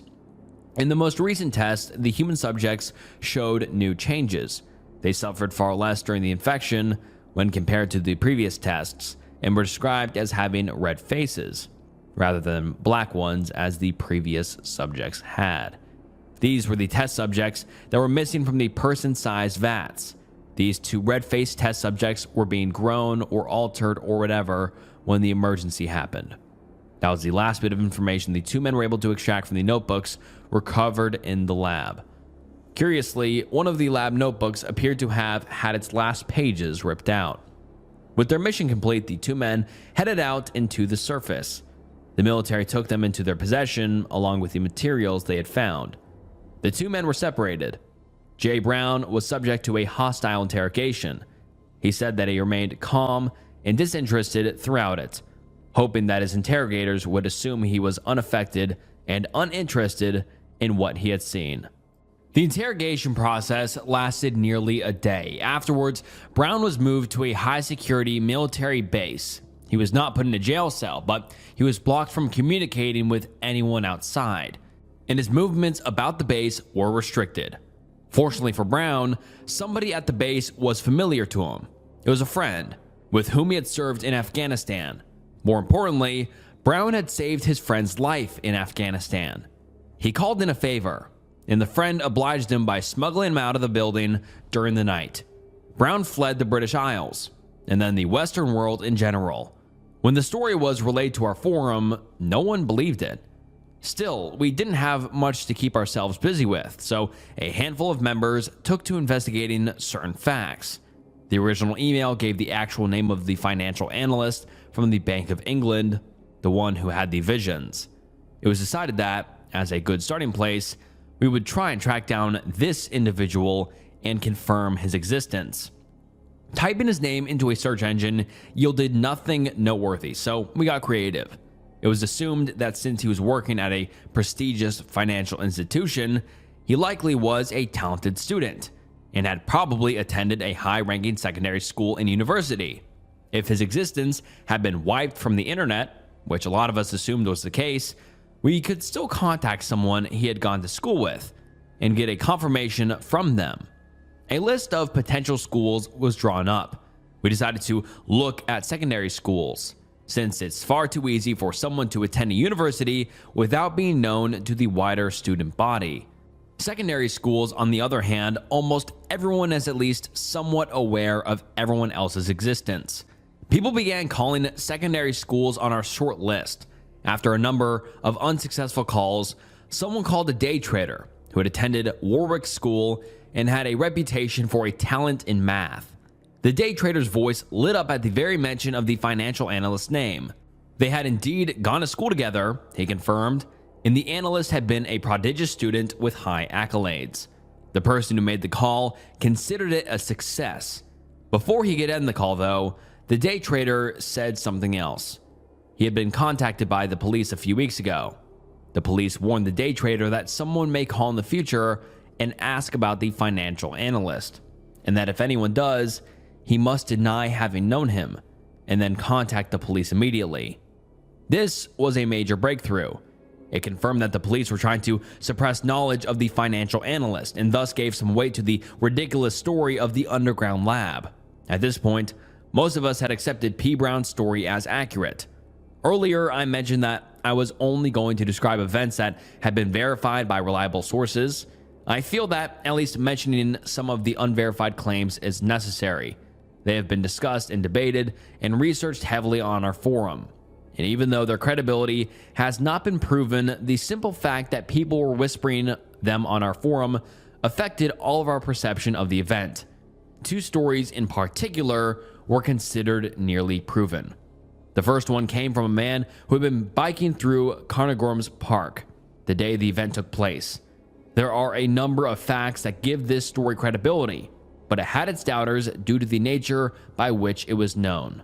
It was relayed to us by an otherwise trusted member of our forum who said he read it on a post on the Jeep forums on the day that everything happened. Unfortunately, he had not taken any screen caps of the original post and said no evidence could be found in any archives. We had nothing but his word, which was enough for many, but not for all. The story is this: the biker claimed that as he was traveling down a trail, he was hit with the stench of burning plastic. He thought there was a fire somewhere, so he got off his bike and looked around. Eventually, he heard some rustling in the woods nearby. As he walked towards the source of the noise, he saw what he described as a group of deer lying on the forest floor, with their internal anatomy rearranged to make them bipedal. The deer, however, still seemingly had brains wired for quadrupedal motion, and thus could only flail around on the ground. The biker ran back to his bike as soon as he saw the deer and pedaled off. He hadn't brought his phone or any kind of camera with him, so he couldn't take pictures of what he had seen. This story almost definitely would have been considered canon, were it not for the fact that it was so unsubstantiated. The next story came from a man claiming to have been one of the soldiers who had evacuated the park. Not at all unbelievable, as there were a decent number of troops in the forest on that day, and it was likely some of them had loose lips. This man, however, made claims that had not been made anywhere else. Many in our group believed the story was made up. We were nearly split over it, and we killed many hours discussing it. I personally believe it is true. The soldier claimed that he was with 4 other soldiers, doing routine sweeps for civilians, when they spotted the test subject at the edge of a forest. The soldiers themselves were moving across a large grass field. The test subject was a few hundred yards away and not facing them. It was looking to their 10 o'clock. with its back facing them at an angle. As they approached it, the subject turned its head and looked at them, like in the story of the two old fishermen.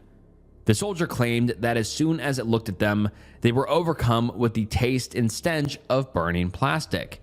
He described it as a person wearing a mask of red gemstone, with a sickly pale body that was almost see-through. The soldier was hit with a wave of intense fear, but forced himself to raise his weapon and approach the thing. They approached it slowly, without firing their weapons. After about 50 yards, the thing turned its body towards them and started walking. As soon as that happened, all 5 men stopped without a word. The soldier claimed that he was overcome with the understanding that he was not to move under any circumstances. He said it was like the freeze reflex, but totally unbreakable. He had been hit with the strange conviction that he'd be safe as long as he did not move. The thing continued to approach them. When it was within 100 yards, the soldier could see the details of its mask-like face. The eyes of it were closed, as was the mouth. The soldier said that at this point, he began to feel hotter, as if he were blushing and standing in front of an oven at the same time. Soon he felt like red-hot wires were being threaded through his skin. The soldier was overcome with the knowledge that he would be safe despite the heat as long as he did not move. He was convinced that the damage was reversible, and that the way to reverse it was to not move. In retrospect, he realized this was ridiculous, and the heat was damaging his skin, and they all had burn marks after the encounter. The only reason he and his companions were alive was that the test subject got distracted when some animal ran through the woods behind it. The soldier heard the rustling, and presumably so did the test subject. It turned its head in a bizarre manner, like it was floating above its body, to look for the source of the noise. As soon as the thing looked away, some of the soldier's freeze reflex lifted. It was still intense, but he was able to raise his weapon. His companions did likewise, and one of them fired off a round of bullets. The thing fled into the woods, dashing over 100 yards in what seemed like less than a second. The soldiers radioed in what had happened. They were then picked up and brought to a base. They were told that they had been exposed to an experimental deliriant, which had caused their hallucinations, the burning on their skin, and the sensation of being frozen. The soldier initially believed his superiors, despite having a suspicion about the whole thing, but he realized he had been lied to when he heard other accounts of the red-faced test subject.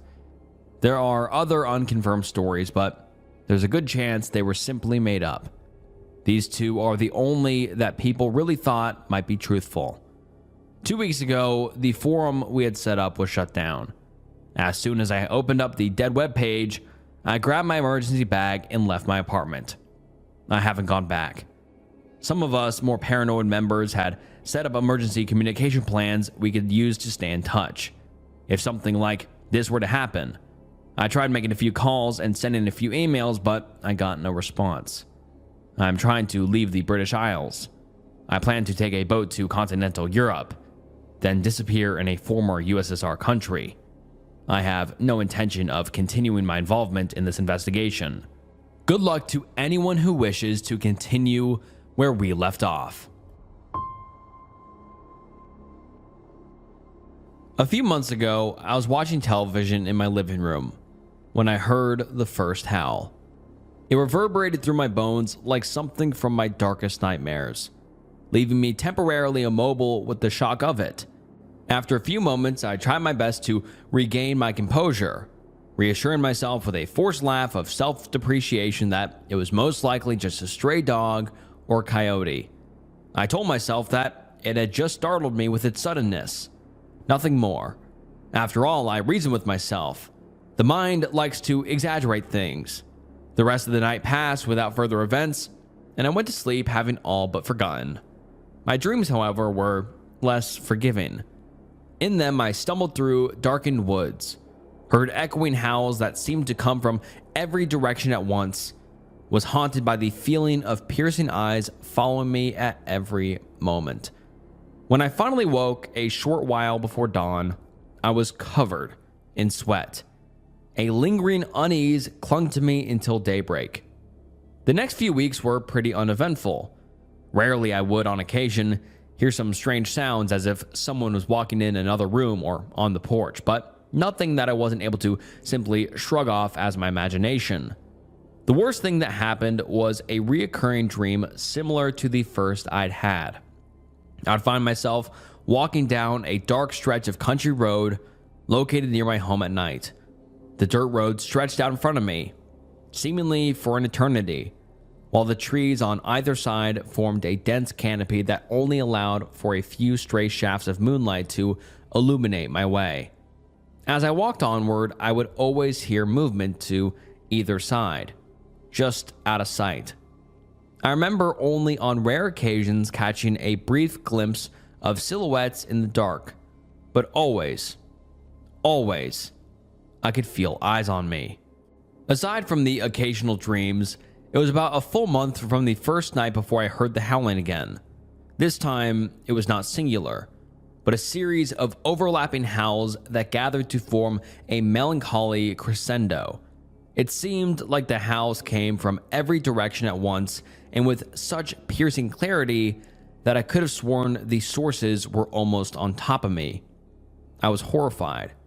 There was something that just felt fundamentally wrong about these howls. I covered my ears and closed my eyes, trying to will away the horrendous cacophony. I truly felt like I was going to be driven to pure insanity by the piercing sounds of it all. As embarrassing as it may be, I was in the fetal position rocking back and forth with my arms over my ears when the howling finally subsided. I was trembling from fear to the point where it must have taken me a full minute to even stand. Trembling, I made a quick lap through my house, shutting all of my curtains and ensuring that my doors were locked and deadbolted, never lingering by any of the windows for long. When I finally reached the sliding glass door leading to my back porch, I heard footsteps. I was just barely able to see the black silhouettes that broke up the faint glow of the moon on my porch. If I'd had the lights on in my room, I probably wouldn't have even noticed until I was only inches away. Slowly, I reached into my pocket and pulled out my cell phone, all the while aware of the distinct sensation of their eyes upon me. I took one quick picture as my hands trembled, then slowly backed away, unable to stop gazing into those eyes, which burned like the coals of hell itself. Eventually, I inched back enough to duck into my hallway, sliding to the floor as fear took hold and drained the strength from my legs. With my back pressed to the wall, I fumbled for the hall light switch, part of me expecting to hear the telltale sound of breaking glass at any moment. Nothing. No glass breaking. No footsteps on the porch. Absolute silence filled the air. Not even the chirping of crickets reached my ears. Pulling out my cell phone and staring at the screen, not even daring to look at the picture I'd taken, my hand shook as I tried to figure out who to call. Who could I call? Ghostbusters? I whispered aloud to myself after a moment, trying to force myself to calm down with a bad joke. The cracked mockery of my voice that came out of my mouth only served to solidify my fear. I remember thinking about what I had just seen. Could I really call my friend, family member, or even the authorities? Even worse, the gate to the driveway was almost half a mile away, and I'd have to go to my car and drive the distance to let anyone in. In the end, I crept to the overside of the hall, cautiously entering my room and retrieving my CZ-52 pistol. I sure as hell wasn't going to look for a fight, but I decided that I wasn't about to die without one either. I ended up sitting there against the wall until morning, only mustering the strength to lean around the corner and look out the sliding glass door when the room was bright from the sun's rays. The porch was empty. With gun in hand, I made a few laps around the house, feeling slightly more confident with the comfort of the sun. The area was clear. I didn't even find any tracks. Over the next few weeks, I was haunted by the same dreams of being stalked as before. I could see the silhouetted figures more clearly in the trees now, as if they were getting closer. I could see the redness of their eyes reflecting in the pale light of the moon. They never howled in my dreams. They barely even made a sound as they crept along and shadowed my movements. A call to animal control revealed little except that a few people reported hearing howls as well. They said that it was normal of coyotes and that the light had played tricks on me. Unconvinced, I made a habit of locking and bolting my doors as soon as I got inside and was always indoors by dusk, with my sidearm always at the ready. I used the internet to try and figure out what could have been going on. I poured through information about candide, Canis lupus familiaris, Canis lantras. I researched all of them. What I saw did seem like a wolf or coyote, but those eyes, those howls, they were just so unnatural and unnerving that I couldn't accept this. Then there was the picture. That blurry picture from my cell phone that showed what I could only pray was a trick of the light. It was as if only the creature exuded tiny tendrils made of shadow that writhed in the air around them. I could only hope that they were diseased or covered in wet and knotted hair. A part of me knew there wasn't such a clear-cut and simple explanation to this, however. Despite wanting to remain skeptical, what I had seen and heard led me to suspect there was something unnatural and supernatural about these things. Searches led to stories of barguests and black shuck, mythical black dogs that are said to roam the English countryside as harbingers of death. I hated to even imagine this as a possibility, that my own death was just slowly stalking me until the time was right, that my end was near. Trying to allay my fears, I posted the picture I'd taken on various forums, ranging from ones about wolves and wild dogs to those dedicated to the occult and supernatural. It seemed that every time I told my story, I was either met with ridicule or nut jobs who linked it all to ludicrous things like alien plots. I caught a few leads eventually in news reports. Stories started popping up from nearby towns of people committing S-word or being attacked by wild animals. People who had reportedly heard sounds much like I had. The sites were spread apart and seemingly randomized, but I kept up my search for similar incidents. I had to find something that would prove to myself that I wasn't simply losing my mind. Sadly, all I could do was keep searching and hope to eventually find some sort of meaning to it all. Finally, 4 nights ago, my dream changed. After walking for so long, I could finally see the end of the road. I was horrified. A few hundred feet in front of me, the road simply stopped, vanishing into a wall of trees. In shock, I stood there, staring at the throng of old pines, wondering if I should turn back. I had scarcely a moment to think before I saw it. Out of the center of the mass of trees plodded a large, black, wolf-like creature, barely more than a shadow. Its eyes pierced the darkness as it eyed me. Behind those eyes was an unmistakable malice. Even more frightening, there was an unmistakable intelligence in them. I was frozen. After what seemed like an eternity, the beast sprinted at me. As the distance closed, I could see its body clearly covered in flowing black tendrils that flowed in the air as if its very essence was reaching out to devour all around it. Instinctively recoiling, I braced myself for the impact as it lunged at me, covering my stomach and neck to try and save myself. At the very moment in which I knew that everything was over, its haunting howl echoed through the night, and my heart was pounding in my chest as I woke up. My hand was already reflexing, gripping the pistol that I now kept under my pillow. Sitting upright, I was trying my best to catch my breath when I heard and saw it. Like a black smoke, it poured through one of the darkened corners of my room, almost seeming to suck the light from the area around it. As more and more started to creep in, I could clearly see those damned red eyes that were now dripping with blackened blood and a muzzle full of razor-sharp teeth starting to form. What happened in the next few seconds will be forever burned into my brain. I got off only 3 shots between the time it had formed and lunged on top of me. I remember in the back of my mind, I was shocked that it even had physical form as the impact knocked me backwards onto the bed. My gun was knocked out of my hand as it pinned me and pushed its muzzle towards my throat. Its eyes were burning flashes like cigarettes in the dark, leaving bright trails as it maneuvered for a good bite. With one hand, I gripped its throat with all my strength, fighting to keep its gnashing teeth from my neck. While struggling, the putrid stench of 1,000 rotting corpses assailed my lungs as its breath washed over me. With my free hand, I groped frantically across my nightstand in a state of panic for some kind of improvised weapon. I was keenly aware of the sensation that my entire body was going numb. Those writhing tendrils of darkness seemed to permeate my very flesh. Everywhere they flowed through my body felt like it was submerged in freezing water. I had lost all sense of feeling in my arm that held the creature at bay by the time my hand touched the base of a familiar metal surface. My touch lamp blazed to light. In an instant, the snarling atrocity which lumbered over me seemed to fade from existence. Nearby, I heard a loathsome howl that echoed through my ears like a curse, then dissipated into nothingness. It took hours for me to regain feeling in my arm and my body, but I laid there until morning in complete and utter terror.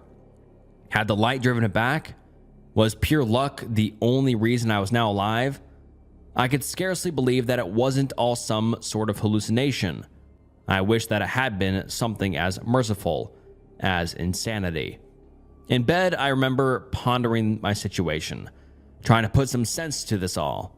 3 shell casings laid strewn across the floor, and there were no holes in my wall. I wasn't sure how to feel about that. It told me a few things, however. There was no blood, but that beast had been hit and I was able to touch it. The sudden bright light seemed to have driven it back, but I had heard it later, so I doubted that it was fatal. It had appeared out of the darkest corner, so it possibly needed to manifest in darkness. Oh yeah, it also stalked me in my fucking dreams and toyed with me, only to then follow me into my bedroom and try to rip my throat out. I had no clue what the hell it was. I felt like I would never know what was going on. I started leaving all my lights on all night and switched all of my bulbs to 100 watts. Saving power isn't exactly high on my list of priorities anymore. I've tried staying awake forever, didn't turn out too well, but I can't remember what I dreamed of those past few nights. That's something I really don't find myself regretting. I've heard it nightly, outside, howling, walking around on my porch. I don't think anyone can ever become accustomed to that accursed howling, but it doesn't completely paralyze me with fear anymore. It may not have been much progress, but it is something. Last night, I had a bit of a breakthrough, although it doesn't really help my current situation. I'd long assumed there wasn't any chance of actually getting a serious response in any of the forums I had visited and given bits of my story to. But last night, I received an email from an alleged government worker. It seems I'm not the only one with first-hand encounters. He has been dogged, if you forgive the pun, by these same beasts for some time now as well, but unlike myself, he was able to dig up some information from classified documents that I would have never been able to get into. At first, I was extremely skeptical, until I began to read through the information he had sent me. Too many pieces fit into place for it to be sheer coincidence or him making things up. Although it is a lot of data to process, I'll relay the story as it was told to me. Over the past few decades, dogs have been the focal point of myriad of scientific experiments. Soviet scientists, for example, used them extensively in their experiments, from studies of the effects of weightlessness on the body to attempts to preserve living organs outside the body. Some died in orbit as the first animals to ever travel into the blackness of space. Countless others died deep in underground labs under the surgeon's knife in countries around the world. Not all of them, however, remain dead. Dr. Peter Safar, the inventor of CPR, introduced a concept to the army that must have seemed laughable at the time. He suggested that you could keep a body in suspended animation for hours by replacing all the blood in a body with an ice-cold saline solution. It was shelved for nearly 2 decades. But again, eventually dogs were put on the chopping block in the name of science. Organs were torn and bones were broken, only to be repaired by the ones who did the damage. The saline was drained after hours of operation. Blood was reinserted into the corpses, and their hearts were jump-started. Safar was right. You could keep a patient in stasis for hours until they could be operated on. then resurrected. It was an astounding medical breakthrough, one that would soon be twisted into a blasphemous mockery of its original purpose. Despite many practical applications for saving trauma patients and wounded soldiers, this treatment is still not in widespread use, at least not as originally intended. The government decided to do what it has always done with new technology designed to benefit mankind. The decision was made to weaponize it. Once more, due to repeated successful reanimations, man's best friend was placed firmly in scientists' sights once more. Thus began the project, henceforth known as Kerberos Project. Whoever gave it this moniker likely thought it was extremely clever. If only they had known just how fitting their choice was. It was surmised that, while in this state of suspended animation, procedures which would almost certainly kill a living creature from shock could be carried out with significantly reduced risk. In this vein, the original plan was to test concepts on the canines, which would then be carried over to select active special forces troops if successful. One of the primary goals was to make physiological enhancements that would make the test subjects much more resilient in combat. Wolf dogs were selected as prime test subjects due to their oofed larger and sturdier frames that resulted from crossbreeding. The first test subjects were put under the aim of implanting subcutaneous body armor in the form of layered titanium plates, which would theoretically be able to deflect bullets. While many were able to survive this procedure, the scientists were completely unable to find an acceptable balance between weight and protection. Results varied from dogs who could not move under their own weight, which were slightly resilient to small caliber rounds, to dogs which were highly mobile, but statistically no more likely to survive small arms fire than a dog without the augmentations. Many subjects were lost to suffocation through their own weight, while the lightly armored dogs were simply put under, yet again, their armor removed. Eventually, the solution was to found it in sheets of carbon nanotubes, woven into a lightweight fabric that was both flexible and able to resist small arms fire. The resulting armor was a mere 0.6 millimeters thick and capable of flexing freely. An astounding 70% ratio of tested dogs survived the procedure and showed an astounding resistance to small caliber handgun and rifle rounds. Having proven the plausibility of a bulletproof super soldier, they began to focus on potential offensive enhancements to the animals. Again and again, the dogs were put into a suspended state and operated on. No real breakthroughs were to occur, however. Notions such as replacing claws and fangs with much sturdier and sharper materials resulted in the animals shredding themselves into grisly ribbons when they attempted to scratch themselves. It was in this period, however, that abnormalities started to make themselves clear. The wolf dogs that had been under the knife the most started to show signs of instability. They ran into the walls as if chasing an unseen foe. They snarled and growled at vacant corners. It seemed that prolonged and repeated death and reanimation has resulted, unavoidably, in brain damage. The decision was made to continue the studies and to see just how many times the dogs could withstand the process before they were unable to fully function. The symptoms became worse and worse. The dogs seemed to stare at things that were not there. Their ears began to twitch as if listening to sounds unheard, and speculation arose that the animals had begun to hallucinate as a side effect of brain damage. But the tests were not interrupted. In time, every single of the surviving dogs displayed erratic behavior to some degree. The ones that had been subjected to the most experiments had started to even show signs of a weakening vascular system. Their heart rate slowed to an almost death-defying pace, and their eyes began to fill with red as if all their capillaries had burst. Extreme cases began to develop where blood actually started to slowly pour from the eyes and nose of the animals. These cases were accompanied by an inexplicable darkening of the fur and behavior that, if applied to a human, would be classified as paranoid schizotypical behavior. Both fear and aggression were markedly increased. The dogs alternatively slunk from and or bit at anything around them, be it real or imagined.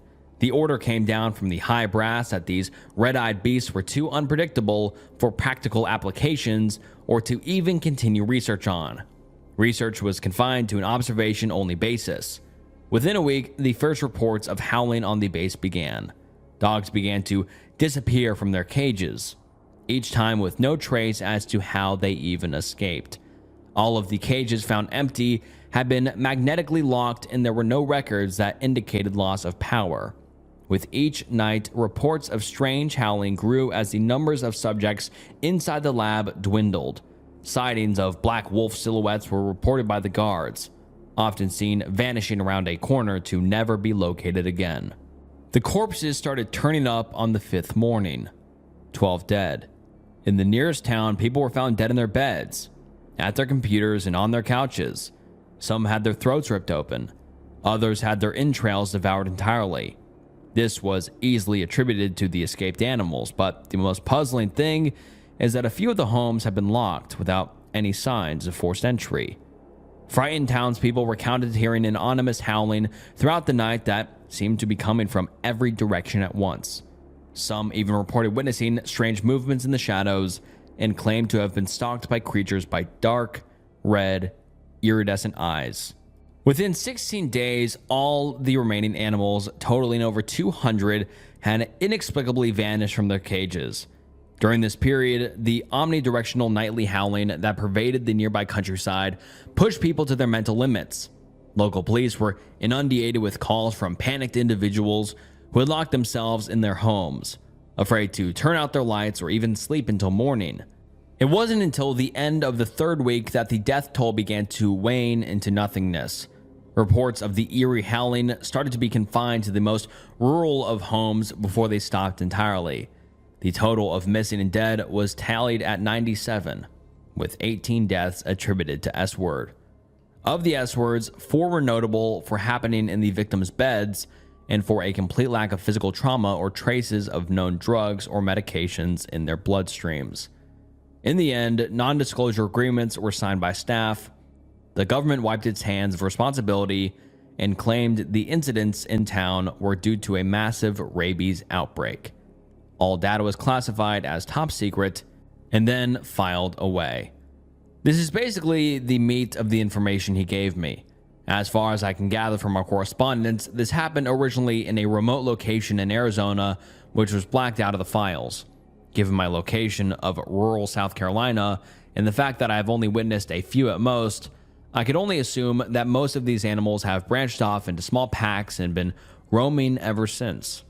Sadly, I can't do anything but speculate on the details of what really happened based on what I've seen.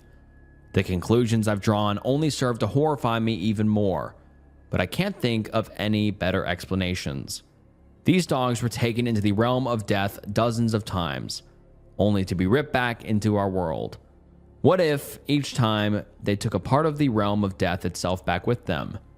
It's as if they began to see and feel that which exists on both sides of the veil of death simultaneously, and it cracked their minds. They underwent this turbulent transformation into some sort of semi-physical manifestation of the other side, becoming literal avatars of death. Now, this transformation is complete, and they aren't broken-minded killers anymore, but stalking agents of the afterlife that like to toy with their victims before taking them down. At will, it seems that they can manifest out of the blackness and travel the void between both worlds, somehow neither truly alive or dead, but something in between. I don't know if they can be killed, but the light holds them at bay. Earlier, I gathered all of my courage when I heard my demonic stalker on the porch and confirmed this theory. I slowly opened the back door after I'd flooded the room with light. I locked eyes with the beast. He simply glared with hatred through the glass door. He made no attempt to press forward through the light. It was a horrific few moments, but I had to be sure that the light could have offered some protection. I now feel like a prisoner of my own home, but at least I'm alive for as long as I have power. One fear keeps repeating itself in my mind, though. What happened to the 4 reported dead in their bed with no explanations why? Did they reach the end of the same road that I did and simply never wake up? They're out there. They're hunting. The only advice I can offer is to keep your lights on and Try not to dream. The man who followed. I used to live in the basement of my mother's house. Perhaps that's a bad way to begin this story. When I was 16, my mom and stepdad bought a new house. Since I've always hated Idaho's oppressive summer heat, I claimed the dark, cool basement as my bedroom. That was the first time I'd ever lived on the lowest floor of a building, so I promptly found a good, cheap, and horribly tacky waterbed on Craigslist. The thing had a headboard mirror out of a 1970s adult film, but the bed fit in the basement and it didn't leak. I immensely enjoyed sleeping on water, and I did not have a single night that summer where I woke up too hot or too sweaty. That basement wasn't really set up to be a bedroom. Whatever floor space my waterbed and drum set didn't take up was hogged by a gigantic coal furnace. The old thing must have heated the main floor of the house once upon a time, but no one bothered to remove it, or the coal that it was filled with, when a more modern heating system was installed.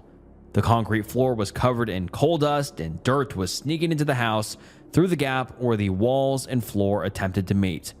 The ceiling was crisscrossed with pipes and revealed the supports for the upper floor through several large, jagged holes. To most people, it looked just like a shabby basement. To me, it looked like a scene out of a bad horror movie, which was excellent because I loved bad horror movies. As most of us know, the Earth tilts on its axis and eventually summer comes to an end. School started back up as it always did, and I settled back into my routine. This time equipped with a driver's license and an older Subaru. Since every parent I had, biological or step, worked a pretty packed schedule, they threw the car at me so that they would actually relax when they finally got home from work. I didn't complain. The independence of being able to shuttle myself from school to swim team practice, violin lessons, friends' houses, or anywhere else a tank of gas would take me was amazing. Driving was one of my favorite things to do until that winter. I'm not wasting your time with a story about snow. Sure, Idaho gets a lot of snow, but after some doing donuts in an empty parking lot, snow on the roads wasn't daunting.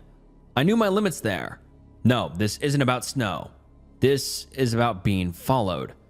That winter, I started getting followed by a man. At least, it looks like a man. In my rearview mirror, I would see him standing there at night.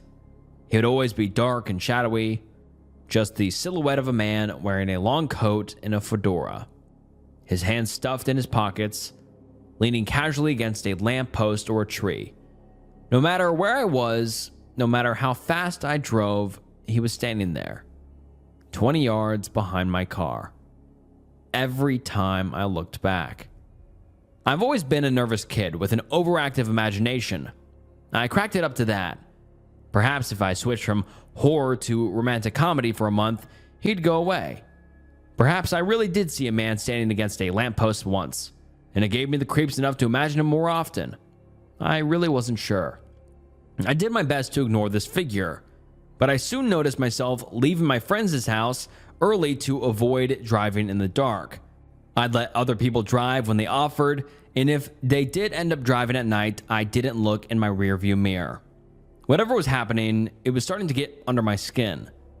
I really underestimated the thing that followed me. In hindsight, the key bit that I missed was why he followed me. If I had watched him closer, I would have seen that every night I drove home alone, he followed me further. At first, he could only follow me out of the neighborhood I was leaving.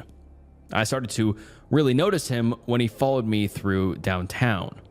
He was always so dark in stark contrast with the city lights. When I stopped watching him, he followed me home. I let him follow me all the way to the basement, and I didn't even bother to keep an eye on him as it happened. I was curled up on my waterbed, slowly drifting off to sleep, when something disturbed the fluid that I was floating on. I thought to myself that it must be my dog, and tried to leave it at that. But the bed shifted back to normal. There was no mass displacing water other than me, so I sat up, and in the dark, I saw that man that had followed me into my basement. He stood there, staring at me, with his hands shoved deep in his coat pockets and his face obscured by his fedora. In a childlike attempt to destroy the monster in my basement, I clambered off of my bed and pulled the thin cord dangling from the one bare incandescent light bulb in reach. Light flooded in the room except for the space the man took up. Much as he did downtown, he appeared shadowed despite illumination around him. As I gazed at the man, the entity that had followed me for months, I became aware that he stood between me and the only staircase that led out of the basement. So I ran. I ran directly at him. I would not let myself be trapped in my own room. I would not give up. If there was to be a fight, I would instigate that fight. I lowered a shoulder with every intention of hitting him in the diaphragm. Instead, my shoulder collided with the stairs behind him. Aside from the burning where my body met the stairs, I was cold. Painfully cold. I tasted metal in my mouth and I wanted to vomit. Turning around, I saw that the man was no longer there. I don't know what would have happened if I didn't rush towards him. I slowly climbed the stairs to the main floor of my mom's house. Maybe it was just a dream. Maybe I'm going crazy. In hopes of calming my nerves, I poured myself a glass of water from the tap and sipped it as I leaned against the kitchen counter. I was shaking, but I was also slowly calming down. A feeling of triumph was building in my gut, spreading out underneath my skin. Did I just defeat my demon? Was I victorious? Even the gritty metal taste in my mouth began to subside. I can only imagine how I looked that night, a pale, frightened teenager trembling in the kitchen while the rest of the house slept. It was a pathetic, silly thing for me to picture. I laughed to myself. To my relief, the next few times I was caught driving home in the dark, I saw nothing strange in my rear view mirror. It's actually been a couple years now, and I don't see him anymore. But I can hear him. Whispers from the forest. When I was a kid, I used to live in this woodsy area in Vermont. There were a few other kids to play with, and my only sibling was still a baby, so I learned to play on my own. Throughout my time as a child, I spawned various imaginary friends to stave off the boredom I faced with little interaction with other children. Naturally, my curiosity got the better of me, and I began to explore the woods. There were trails that intersected and diverged all throughout the woods, and it wasn't uncommon to find other people walking along them. It did catch me off guard one day when I saw two other kids walking along the trail I was on. I was excited and went to meet them. One was a boy, Tyler, slightly older than me, and the other was his sister, Katie, who was slightly younger than me. They lived at a house about 10 minutes away from mine, but the only way to reach it was through the woods. Over time, we met and began to play more and more often. Tyler and I became good friends, and we started to leave Katie out of our fun a bit because she was younger and a girl. Of course, this upset her, and she began to hate me whenever I came over to play with her brother, but being the cruel children we were, it just added a bit of sadistic pleasure to it. Tyler and I began a makeshift map of the woods, using our houses as the central location. We searched quite a bit in all directions, and this tended to fill our days and went into the night. My parents, while happy I made a friend, began to worry over my venture into the woods and started to put time limitations on how long I could stay out. Tyler's parents seemed to agree with mine and sent Katie with us to make sure we listened. Katie was excited our first day out together, but ignored me almost entirely, only speaking up to argue with my suggestion of where to go next. After one particular vocal debate on her end, I snapped at her.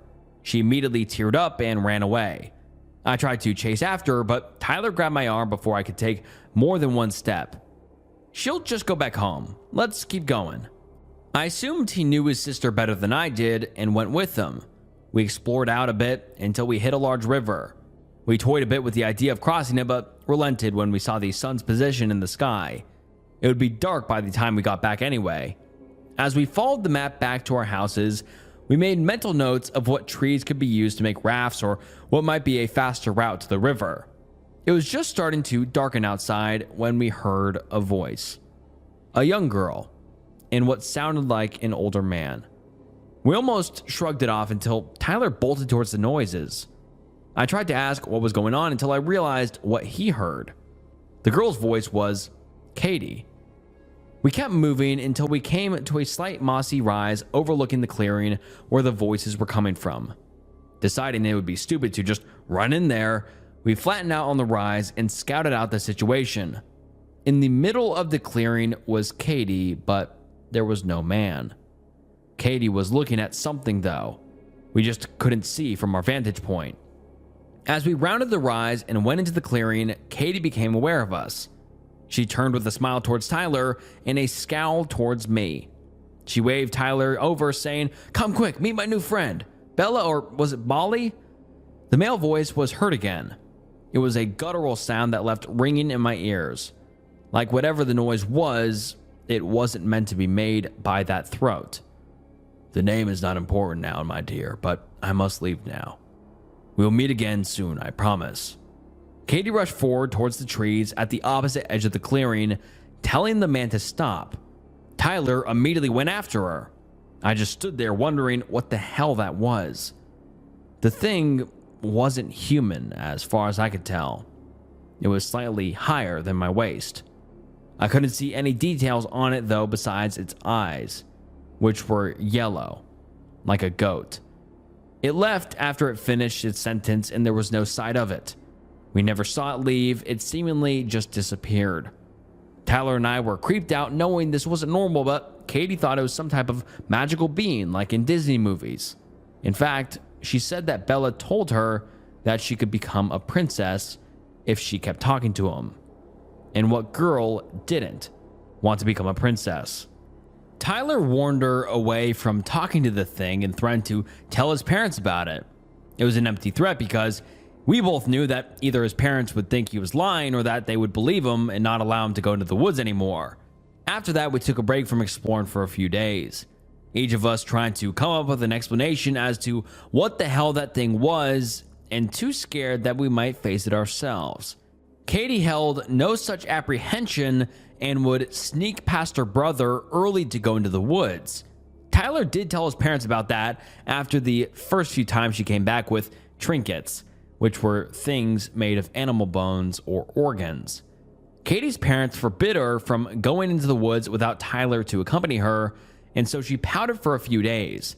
One day, though, she came to us while we were at Tyler's house and excitedly told us about how Bali came to her in the night and told her about how he was a prince and he would make her a princess if she came outside. But for some reason, he disappeared before she could go out. "That thing's been coming here every night since we first saw it," Tyler said as soon as she left. "What?" I said, dumbfounded. "Yeah, it walks around our house and then sits below Katie's window for a bit. Last night, it tried to open her back door, but I made sure it was locked before I went to bed." "Well, how the hell did it talk to Katie then?" I don't know, dude, but it was in Katie's room last night. I fucking ran to her room as soon as I heard it and it disappeared. I guess it only wants her." The story gave me goosebumps, and I made sure not to wait until even dusk to leave for my house. The visitings continued and seemed to be progressing more and more towards Katie leaving with this thing. Tyler tried to tell his parents, now more concerned for his sister's safety than his ability to explore the woods, but they laughed it off as if he had an overactive imagination. We came up with a plan one day. I would stay over Tyler's house for the night, and we would trap and maybe kill the thing before it went any further. We gathered everything we could possibly need. We booby-trapped all entrances after his parents went to bed and stayed in his living room with knives from his kitchen nearby. We both must have dozed off as we were yanked awake by that thing's unnatural voice upstairs. A quick glance around showed that none of the traps went off, but somehow this thing was still inside. We grabbed their knives and ran upstairs. As we reached Katie's door, the creature never stopped talking. Still inaudible from our position, but it was clear what it wanted. Its voice almost had a gleeful tone. Tyler and I ran in without much hesitation, but were unprepared for what we met. It seemed like it might be a goat, but it stood on its hind legs. Its front legs ended in these gnarled, gray-skinned human hands, and its back legs ended in similar feet. Its rib cage was visible through its fur and skin, giving it a look of death, and it smelled like it had been rotting under a hot summer sun for weeks. It turned to us, but Katie didn't. She kept her joyful gaze on the creature the whole time. "I see we have visitors. Would you like to come with us?" The ringing followed the words instantaneously, as if he had been hit in the head by something hard and heavy. Tyler charged forward and lunged at the thing with his knife. The knife landed but didn't go in. The blade bent and then snapped as Tyler went tumbling from the weight being shifted from his feet. "Many have tried that, my child. I fear it is not possible to slay me with items of this realm." Tyler yelled for me to follow, but I was frozen by the creature's gaze. The thing slowly grabbed Katie's hand and led her out of the room. As it brushed by me, the smell of death overwhelmed me and I vomited. Tyler grabbed the knife out of my hand and chased after it. After a second of waiting, I followed him. It was already at the back door by the time I got down there. Tyler kept screaming to let her go and perhaps to alert his parents. Katie kept telling him to be quiet so she could go to her kingdom. And the creature, it just kept staring at us as it walked out the door without setting off the traps as it left. It seemed to be trying to remember what our faces looked like. I felt like it was looking at more than just our faces too. Perhaps our souls. Tyler followed them out, shouting Katie's name as the pair reached the shadow of the woods and disappeared. Tyler didn't even hesitate as he plunged into the darkness himself. I did the only thing I thought was sensible and tried to wake his parents up, who didn't hear any of the commotion from the events before. They were panicking as they called the police and went out into the woods themselves. I tried to make myself go into the woods to help the family find their child/sister, but I couldn't. The wrongness of that creature shook me to my core, so I just sat in their backyard, waiting in case Katie came back and trying to stave off thoughts of what would happen if that thing was with her. I sat for a while, hearing the increasingly distant shouts of people searching for her. My parents joined in and some other neighbors. The police did as well with some search dogs, but I just sat and waited. It might have been an hour or two before Tyler came back, and he was running at that. "Where's the map?" he shouted as he broke through the forest. I don't know, what?" He shoved past me and ran into the woods. He was tossing things around frantically, searching for the map. I saw them. They were heading towards that first clearing we saw that bastard in. I just forgot where it was, and I want to cut them off. I'll go with you," I finally choked out. Tyler barely nodded as he finally found the map. We set off towards the clearing we had marked out clearly on the map, if only to avoid it. The path we took was the fastest way, but rough because it didn't follow any actual trails.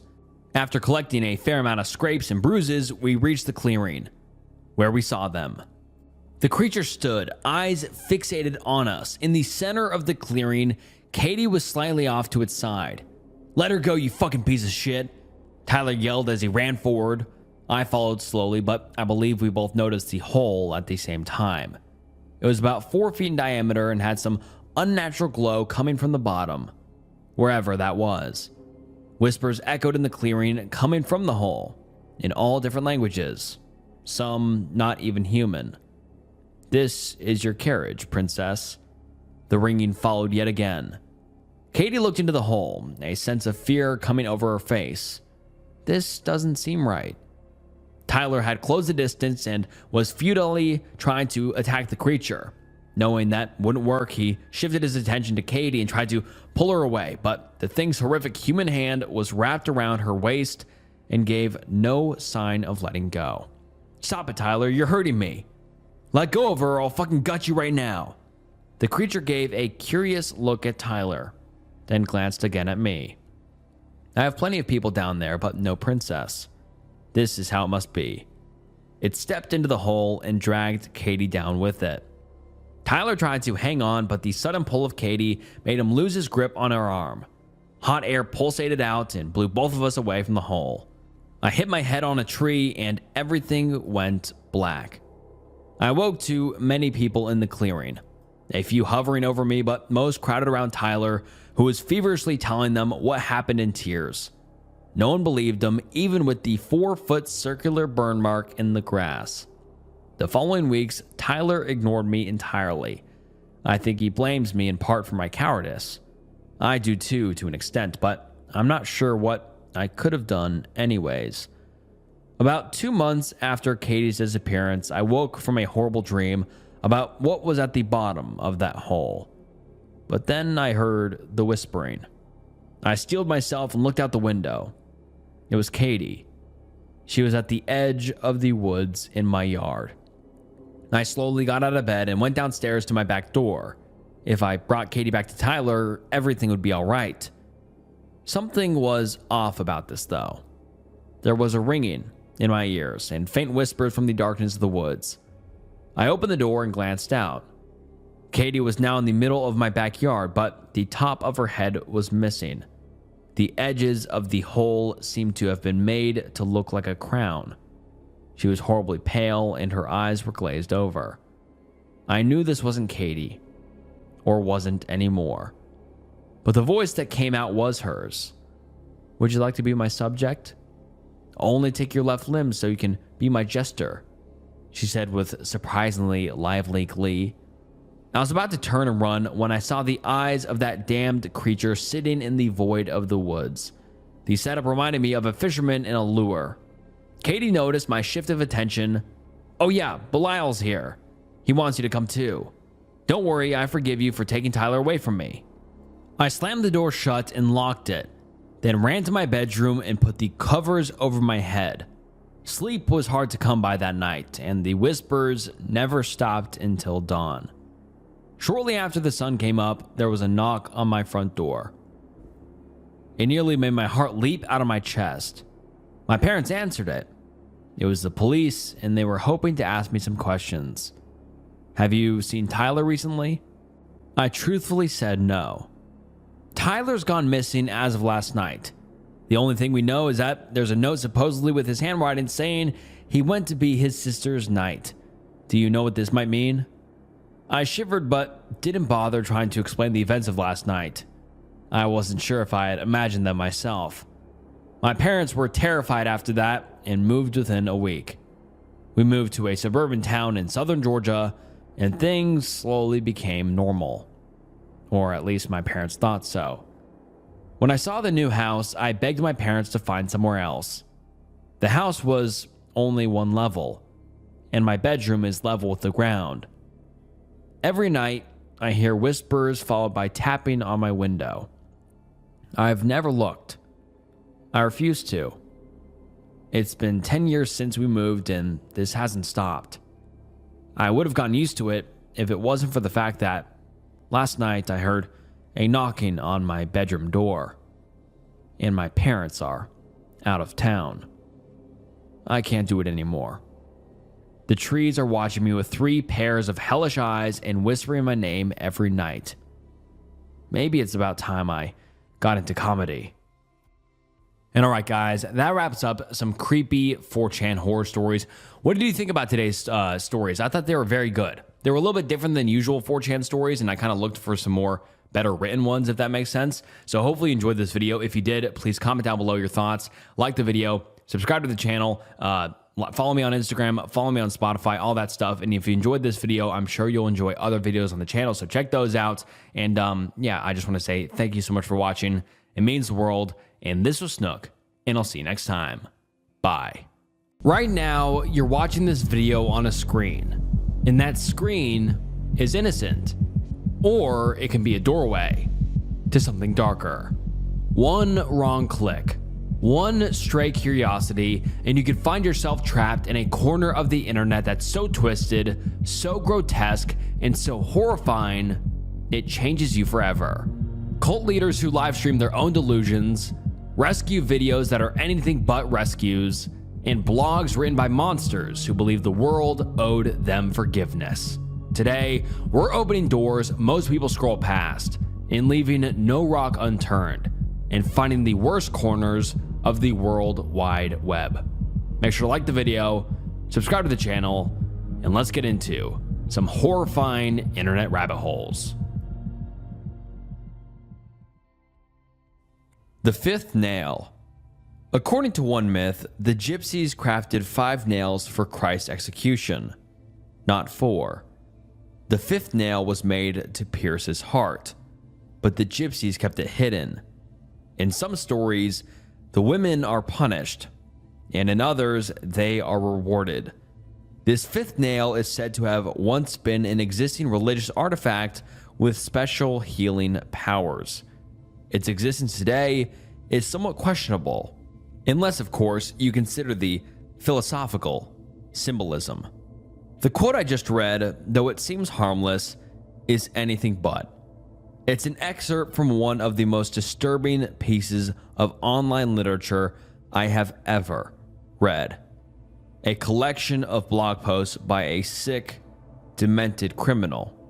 And although normally the blog is very difficult to find, I scoured the internet and finally got my hands on it. A harrowing view into the mind of Joseph Edward Duncan III, American serial killer, on his infamous Fifth Nail blog. Joseph Edward Duncan III was born in Fort Bragg, North Carolina, on February 25, 1963. His father was a military man on active duty, so the family moved every year or two, all across the United States. He had many siblings and, for the most part, had a good early childhood. Although he claims it was awful, his siblings insist it was a good home. In 1979, his parents decided to separate. His older sisters moved out on their own. His younger brother went to live with his father, and Joseph, alone, lived with his mother. Now, very little is known about his childhood from that time forward, but we do know about his actions, because Duncan, when living in Tacoma at the age of 15, held a 9-year-old boy hostage at gunpoint and did unspeakable things to him. That was his first criminal offense that we know of. The following year, he stole a car and was sent to an all-boys group home for juvenile offenders called the Jesse Dyslin Boys Ranch, which, by the way, this boys ranch could be a whole video by itself. Very problematic institution, but that's not the topic we're covering today. While he was there, he admitted to a therapist that, before the age of 16, he had brutalized an estimated 13 younger boys by various different means, including binding their hands and feet before carrying out his sadistic, perverted acts on them. I'd like to reiterate that I said estimated, as in he wasn't sure of an exact number. Estimated. He was released from the boys' home in 1980, and in that same year, he broke into a neighbor's house, stole their guns, kidnapped another preteen, and did the same shit he did to the other estimated 13 boys. So yeah, this guy was a monster. And from what I know of him, he was always a monster. After this final attack at 17 years old, he was sentenced to 20 years in prison. He served 14 of those and was let out on parole in 1994. Duncan settled in Seattle, where he tried to keep his head down. He spent 2 years as a free man doing unspeakable things we'll discuss later. Then, 2 years later, in 1996, he was caught violating his parole by smoking weed and was again in jail. After several weeks, he was released again under new probationary conditions. After his release, unbelievably, he violated parole again and was rearrested again and was finally released in 2000 at the turn of the century. This time, he wanted a whole new start, so he moved to Fargo, North Dakota to be closer to his mother and adult siblings. But Duncan had some resentments. After all that, all of his sick crimes, leaving behind 14 victims in the wake of his sadism before the age of 16, he felt he was treated wrongly.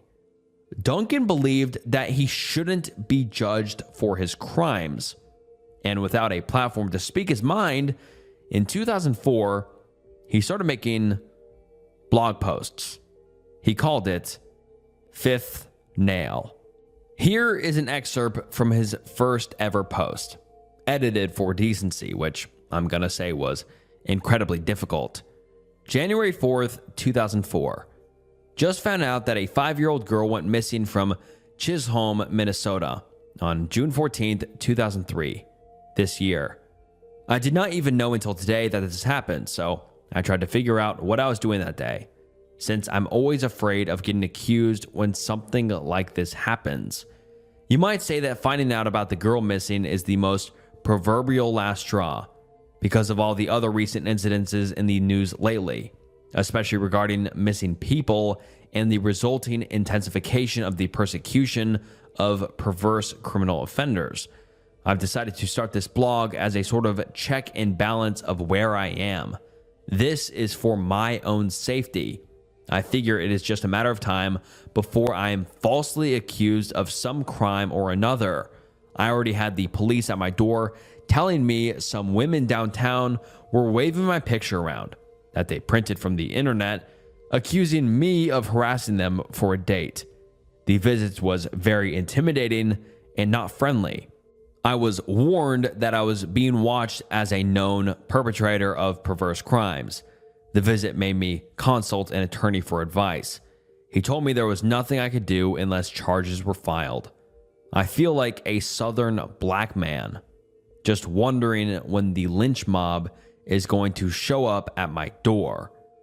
His paranoia, it turns out, was correct. Remember that 2-year period where Duncan was free before, being arrested 2 more times? Well, turns out the police suspected he wasn't keeping his head down in that time frame. They believed his crimes had only gotten worse.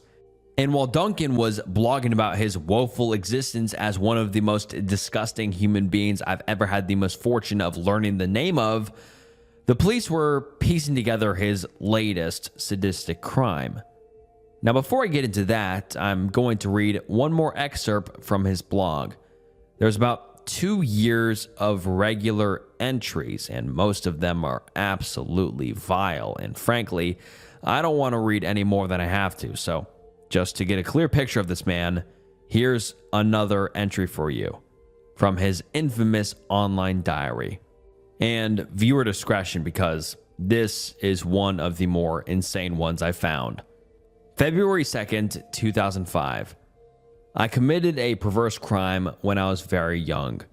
I was sentenced to a perverse crimes program for adults where half the men in my treatment group sat and fantasized about me.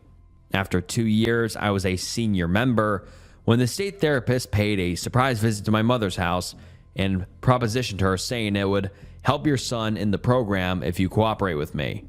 When she told me about it, I quit the program and was sent to prison, where accordingly to at least one official report that was written before I was sentenced, because of his appearance and age, he would likely be mistreated by other inmates if sent to prison. True story. I thought I would only do a few years and get out not having to be around such evil people who represent the system.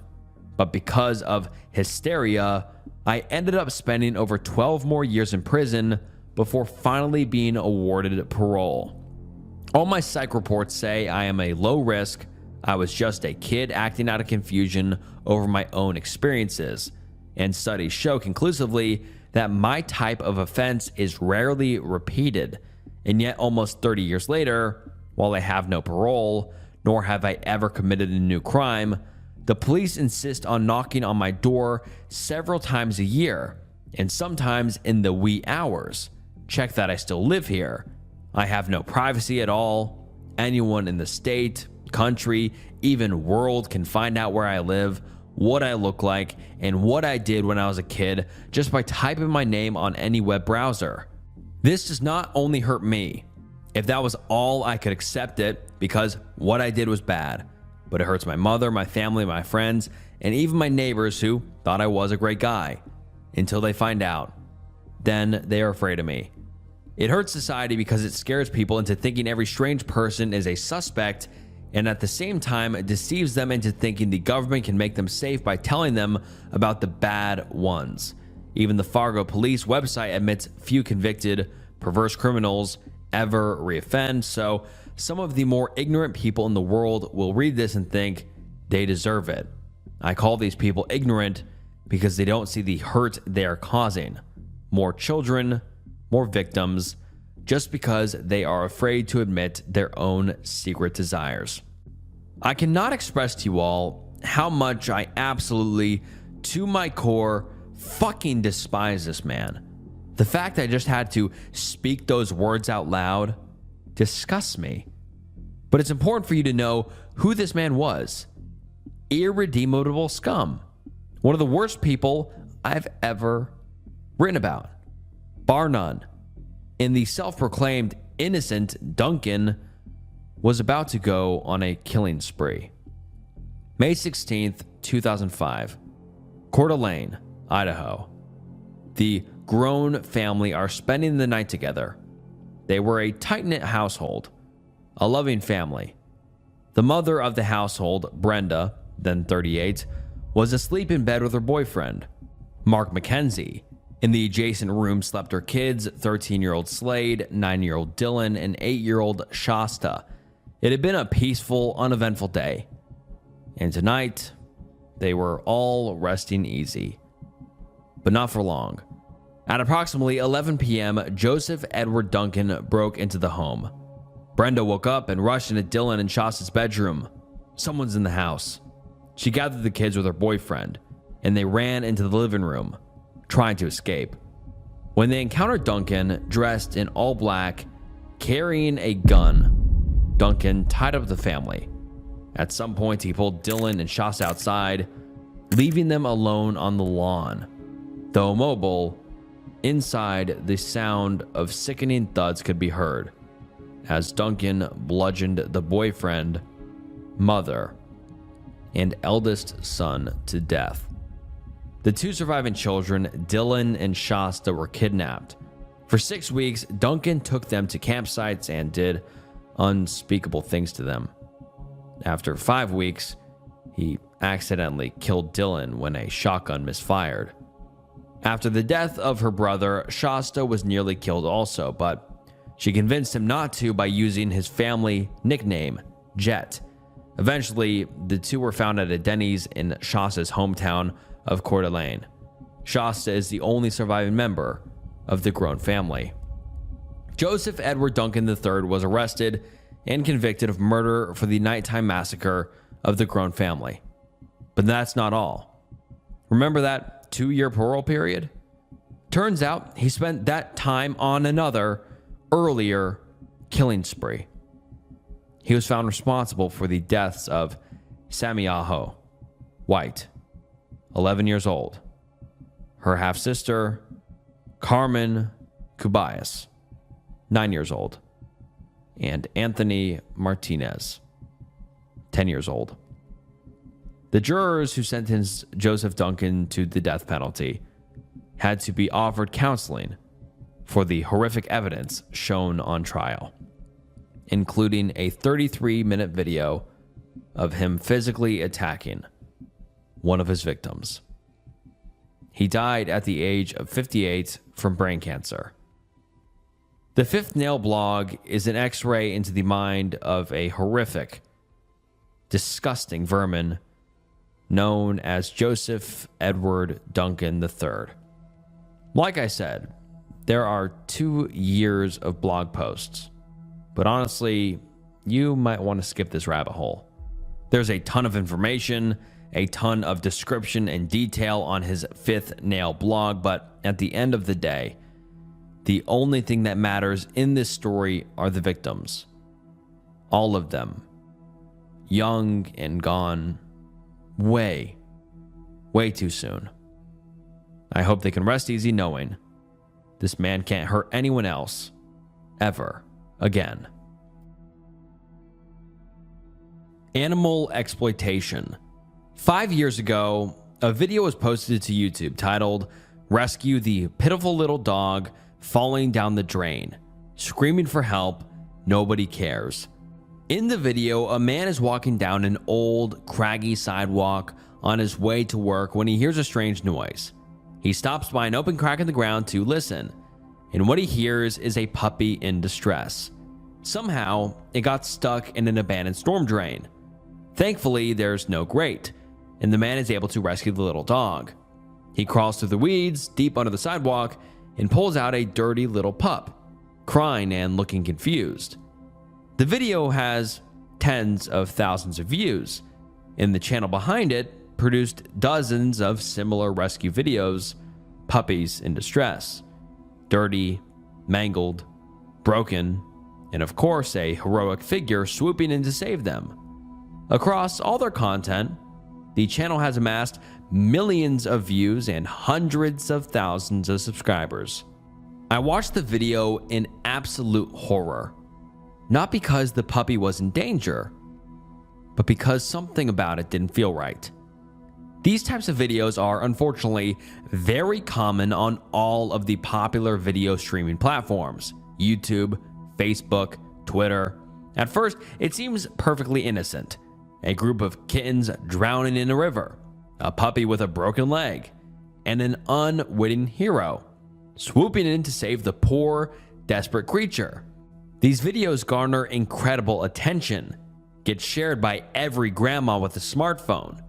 But the terrifying reality is, a lot of these videos are staged. When we watch Rescue the Pitiful Little Dog, there are clear signs that this video isn't genuine. Firstly, the man is already recording. He walks down the street on his way to work without a care in the world, when he just happens to stumble upon a puppy whining in a crack in the ground. In fact, he doesn't even stop to find where the whining is coming from. The camera just glides down perfectly to a single half-an-inch wide crack in the sidewalk, almost like he knew exactly where to look. And then all of a sudden, there's a second camera. Someone else is recording him rescuing the puppy. Not only do we never see this person behind the camera, I thought our hero was on his way to work. Who is this person? Is it a coworker? Well, in a way, it is. You see, oftentimes these videos are coming from economically poor countries, and with the surging popularity of animal videos in the early 2000s, people wanted a way to make some money, and nothing gets as many shares, likes, and comments as animal rescues. Unless you're a robot, watching an animal being saved is going to make you feel something, and that's for the vast majority of people, and you might just want to share that feeling with others. Because of this, animal rescue videos aren't just popular, they're lucrative. Millions of views can equal hundreds, maybe thousands of dollars on certain video sharing platforms. But how often does one find an animal in distress? Well, unless you're working for animal control, not often. I'll ask you this: how many times have you encountered anything like this in your own life? An animal in distress, tucked away under a sidewalk or lost in a storm drain? I bet most people could count on one hand the number of times, and truthfully, it might be zero. So if you're living in a poor nation, and if you want to start a business farming animal rescue videos, how do you do it? Do you wait around hoping to find an animal in distress? No, these people don't wait for danger, they are the danger. They purposefully endanger animals behind the scenes, and once the cameras are rolling, they can swoop in and save them.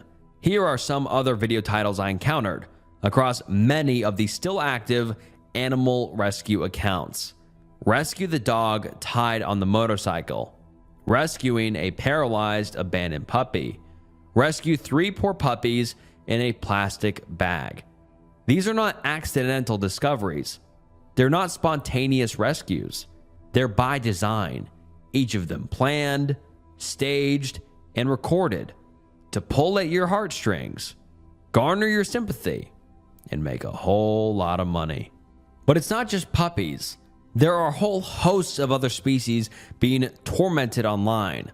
Puppies, monkeys, chickens, anything with 4 legs and a heartbeat is being exploited online right now. The most common format is animal abandoned by its owner, which accounts for about 30% of all fake rescue videos, but there are many more that are popular. Formats like an animal is almost attacked by a predator, where a baby animal will be put next to a snake and saved at the last second.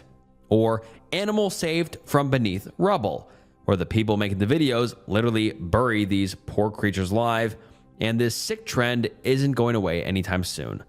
I found a Reddit post from 5 years ago listing 44 accounts that were most definitely allegedly producing fake content. Many of them have since been shut down or have rebranded amidst backlash, but some are still alive and kicking, despite the dangerous, disgusting, inhumane content. And there are so many other channels. Once you start looking for similar content, similar rescue videos, it just goes on and on. Anytime one gets shut down, 2 more seemingly take its place. And the horrible part about it is you can never be sure what's real and what isn't. I just recently saw a video of a monkey drowning in a river, getting rescued by a guy on a boat, and I have no idea if it was staged or not. And that's a disturbing thought. That really, there's no verifiable way to sift between the good and the bad. Everything is suspect once you kind of learn this. The type of animal exploitation, fake rescue videos are a rampant issue on all social media platforms. But what if people don't want to see an animal saved? What if they hate that animal so much they'd like to see it hurt, injured, maimed, even killed? Well, that's when we get into another type of animal endangerment, and a group so disgustingly evil it boggles my mind. The monkey haters. In 2024, a documentary titled Free Minnie was broadcasted on the BBC. It tells the real-life story of Minnie, a female long-tailed macaque, and how she was saved from her years of brutal captivity. In 2022, a woman named Kapetinich had just finished a long day of work, was browsing through recommended videos on social media when she discovered a cute monkey video. She watched it, liked it, and went to bed. The next day, more monkey videos, this time in funny costumes, doing unnatural tasks, playing, dancing, juggling, what have you. Before long, her feed was nothing but monkeys, and the content slowly became more and more disturbed. Monkeys getting slapped, sprayed with water, and one monkey being physically brutalized. That monkey was Minnie. The lady ended up in contact with another man, Dave Guptar, who had also taken note of the monkey haters in their horrible, inhumane videos. They shared their knowledge and became something of a team. They tried to find similarities between videos, but the more they watched, the further they dug, the more despicable it became. Monkeys weren't just being injured, not anymore. Some were being killed. And the people watching, the sick audience of thousands, were loving it. But one monkey appeared in more content than all of the others. Her name was Minnie. She was just a baby, and she was seen in countless videos being hurt ruthlessly. Seeing this poor, innocent baby being hurt and exploited for entertainment was too much to bear. They had to do something. Together, the duo approached animal activist Nina Jackal. She knew about Minnie, but she didn't know the full extent of what was happening. When she saw the content being produced on social media, she was both horrified and enraged. Nina began her own investigation. She discovered that every once in a while, in the comments, people were offering to pay the man who was hurting Minnie, and the response was always the same: add me on Telegram. Now, for those of you who don't know, Telegram is like the Tor browser, but for private messaging. It's meant to be completely private, and keep your messages hidden, even from service providers. She followed the breadcrumbs and discovered that there were entire dark web forums dedicated to buying and selling content on Telegram.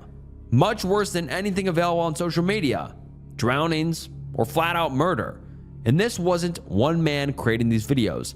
There were multiple across nations who made a living torturing innocent animals. I mean, how messed up is this? One of the largest brokers of these horrible videos, the self-proclaimed king of brutality, was a man from the United States called Mike McCartney, a 48-year-old former motorcycle gang member of the Aryan Brotherhood, and card-carrying Confederate sympathizer.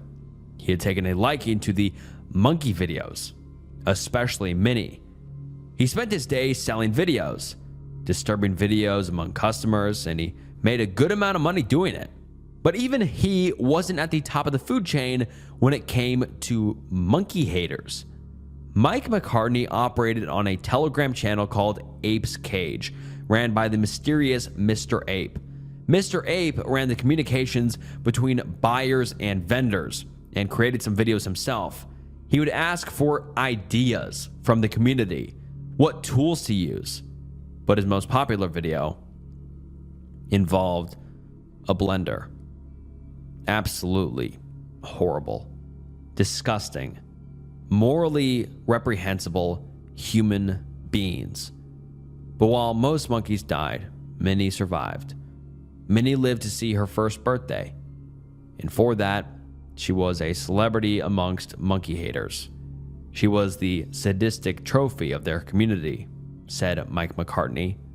The Babe Ruth, the Marilyn Monroe, the Elvis. In this demented little circle of ours, that was Minnie. Eventually, by looking for commonalities in the videos, they were able to identify some of the perpetrators. Police agencies in multiple countries were contacted to track down and arrest these individuals.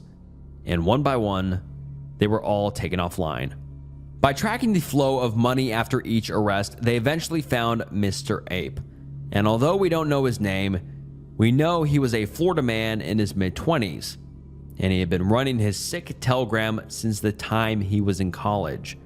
And Minnie's owner was finally arrested. For Minnie the monkey, we don't know exactly what happened to her over those years in captivity. At least I'm not looking for those videos because I don't want to know personally. But we do know her injuries at the time of her owner's arrest: broken jawbone, missing teeth, bruises, scars, and intense psychological trauma. Today we know that Ape's Cage has been disbanded. The broker, Mike McCartney, is facing heavy prison time, as well as other distributors. And many of the monkey hater content creators have been arrested and charged. But just like the fake rescue videos, this all boils down to one major point. This content isn't dead. At the end of the day, these two stories are just the tip of the iceberg. While social media platforms attempt to regulate this type of content, sometimes it slips through the cracks. And as criminals get smarter, it gets harder and harder to stop people like this. For both of these stories, the rabbit hole goes much deeper than just this information. It's basically endless. You could spend days going deeper and deeper into the sadistic, secretive networks of animal exploitation rings online, but at least for me, I won't be going any deeper anytime soon. Love has won. Amy Carlson was born on November 30th, 1975 in McPherson, Kansas. She was a child of divorce, splitting her time between Kansas and Oklahoma City. Amy was described as smart from an early age. She did well in school, always had good grades, sang for the school choir.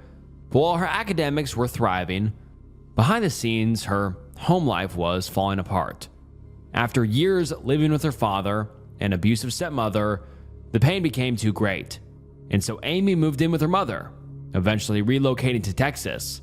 Here she wanted to begin her new life, but above all, She wanted love, affection, the all-American nuclear family.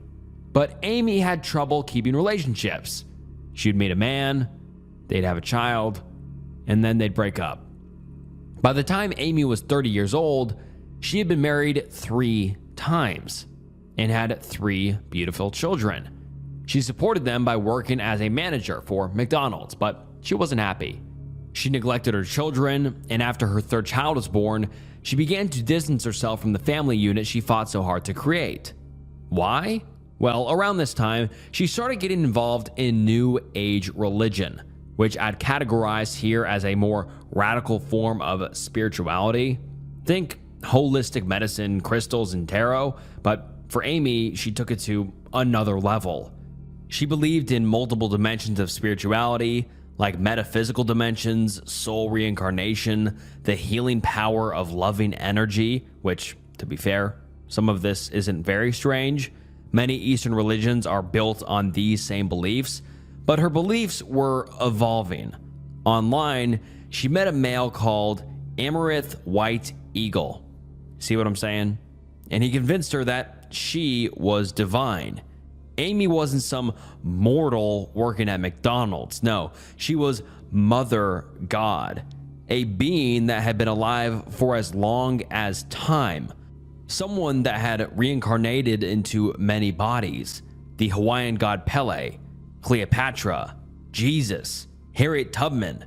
She claimed that in a past reincarnation, Donald Trump was her father, and before that, Elvis Presley was her son. Eventually, in 2007, she had become so convinced of her otherworldly spiritual powers, she abandoned her life, went no contact with her 3 children and her family, and disappeared to Colorado to be with her muse. Together, Amy and White Eagle would form a new religious group. And when I say group, I mean cult, called the Galactic Federation of Light. Now, before I continue, I want to make this abundantly clear. We're going to hear a lot about Amy throughout this story, and she does some weird things, some irresponsible things, and some downright dangerous things. But I want us to remember, this is a sick woman. She was influenced by White Eagle, who I'm sure was influenced by someone else, and all of them were influenced by a whole lot of drugs. So I'm not discounting the gravity of her actions. I'm just saying she was just as much a victim as she was a perpetrator. Even her daughter, when later interviewed, wants us to remember Amy as a human being who is sick, not just a crackpot cult leader. And I think it's important to make that clear. Moving on, she moves to Colorado, and together with White Eagle, they create a website. Weekly, they post about their doctrines, taking the moniker Mother and Father God, while their partnership in the Galactic Federation was purely managerial. Behind the scenes, they were heavily romantic. And in 2009, they posted their first YouTube video. Truth is a brilliant symphony. The message is very difficult to follow. Amy Carlson's Mother God, hosting convoluted talks about truth, God, angels, the universe, energy, and atoms. Now, over the course of many more videos, we begin to understand her evolving beliefs in better detail. Amy Carlson was 19 billion years old, a deity called Mother God, and had birthed all of creation. Father God was her second-hand man, and sometimes her lover. She accessed the 5th dimension via contact with the Galactics, a communication of dead celebrities like Robin Williams and Whitney Houston, who served as dimensional spirit guides. She had been reincarnated 534 times, and the job of her current incarnation was to lead exactly 144,000 people to salvation in her mysterious 5th dimensional heaven. And soon enough, the group had its first passenger, Miguel Lamboy. Miguel was the first person to support the Galactic Federation, and he took a special interest in Amy and the inner workings of her spiritual vessel. He would become the group's logistics director, managing the finances. The minutes of her first follower began a long cycle for the Galactic Federation under Amy's control.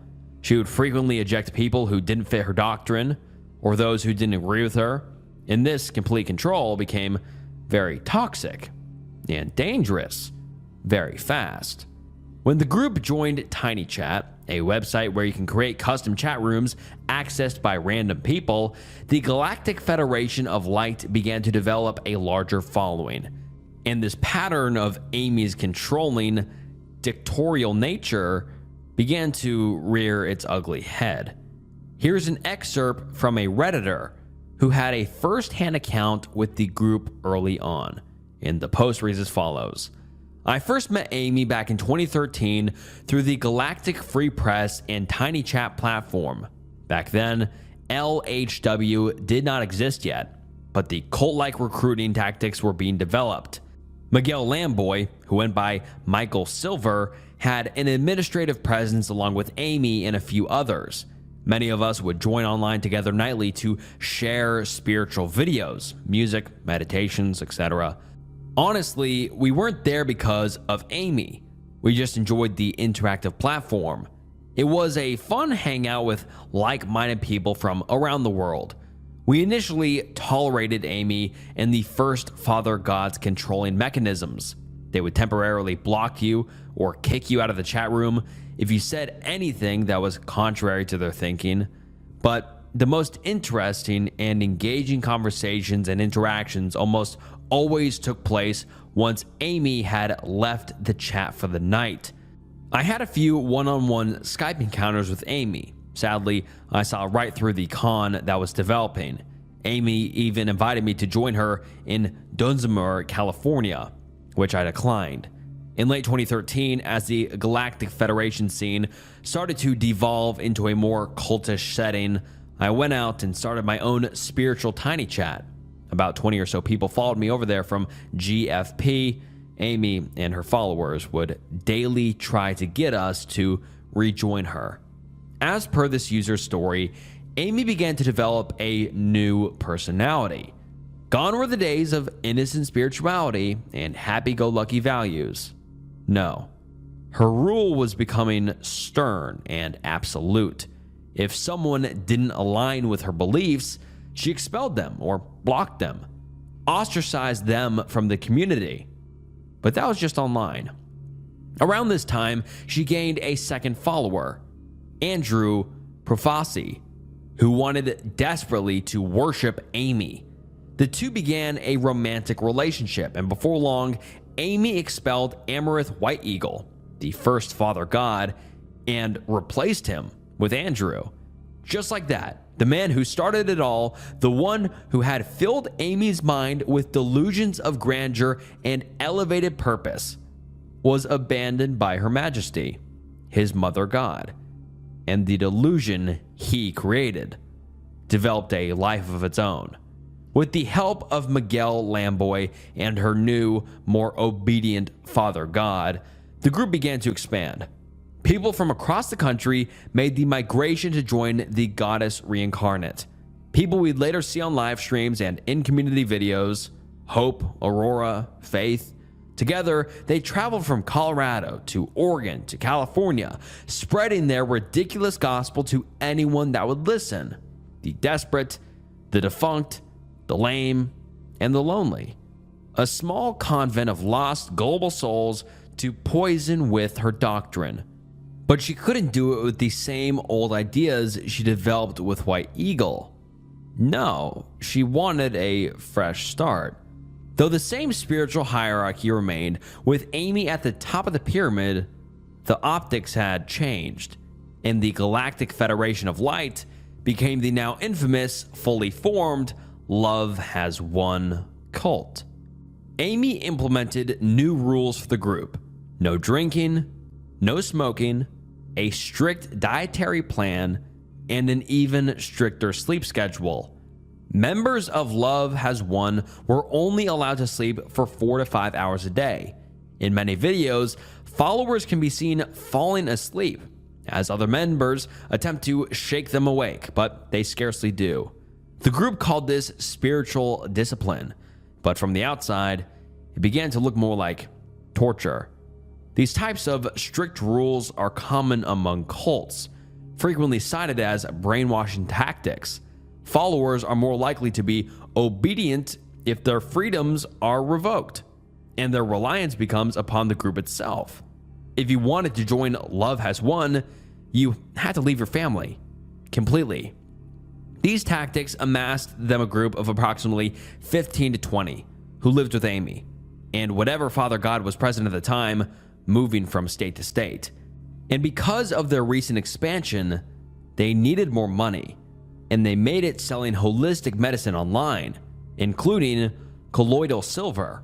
Now, colloidal silver is typically sold for its healing properties. At least, that's what it would be sold for, if it had any healing properties. In fact, colloidal silver has no bodily purpose, no recognized function, isn't an essential mineral, and when consumed, it does nothing but wreak havoc, inside and out.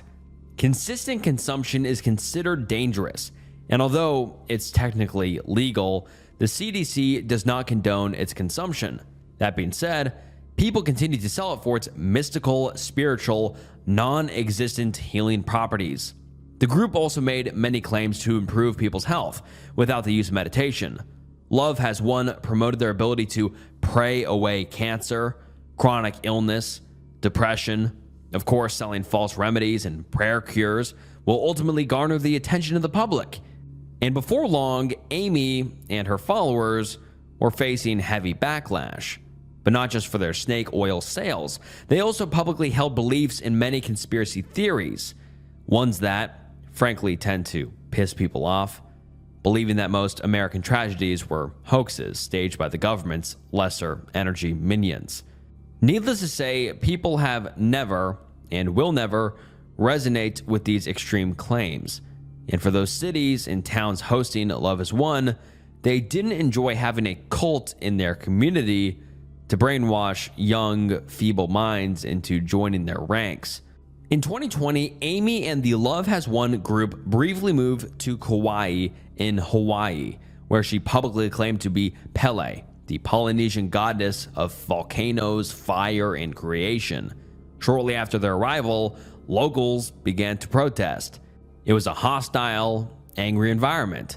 This random white woman came onto their property and proclaimed herself as one of the most revered deities in their culture, and the native Hawaiians were not having it. They feared, like so many others, the cult would attempt to indoctrinate their friends and family too, which of course they did attempt to do. Protesters began lighting driftwoods on fire and chanting prayers around the rental property the group was staying in. As the days continued, the protesters grew less patient and more violent. They began throwing rocks and eggs at the windows of the property.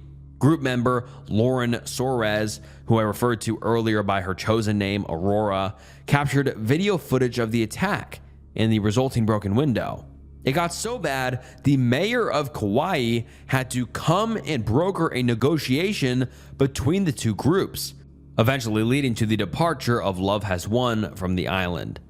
And just like that, the group had returned to Colorado. In the year that followed, Amy's presence online became less and less frequent.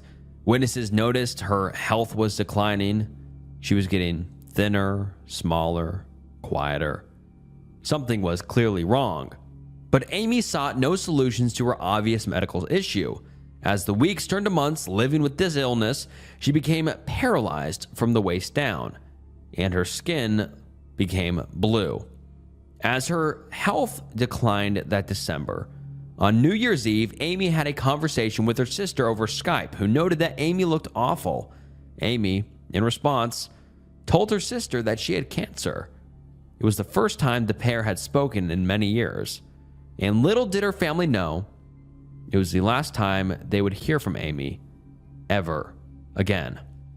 In early April of 2021, the group relocated to an RV camp in Mount Shasta, Northern California, attempting to find new footing in a different area, but were asked to leave due to overcrowding. After this, they made their final migration back to the Love Has Won mission house near Crestone, Colorado. On the journey, the group made a chilling Facebook post stating, "She has ascended," and the Love Has Won website was taken offline. In late April of 2021, Miguel Lamboy, head of finance at Love Has Won, contacted the police, saying that something awful had happened to Amy. When police arrived at the mission house, they discovered the unthinkable. Amy wasn't just dead. She had been mummified. Judging by the state of decay, she had died sometime during the trip back to Colorado several weeks earlier.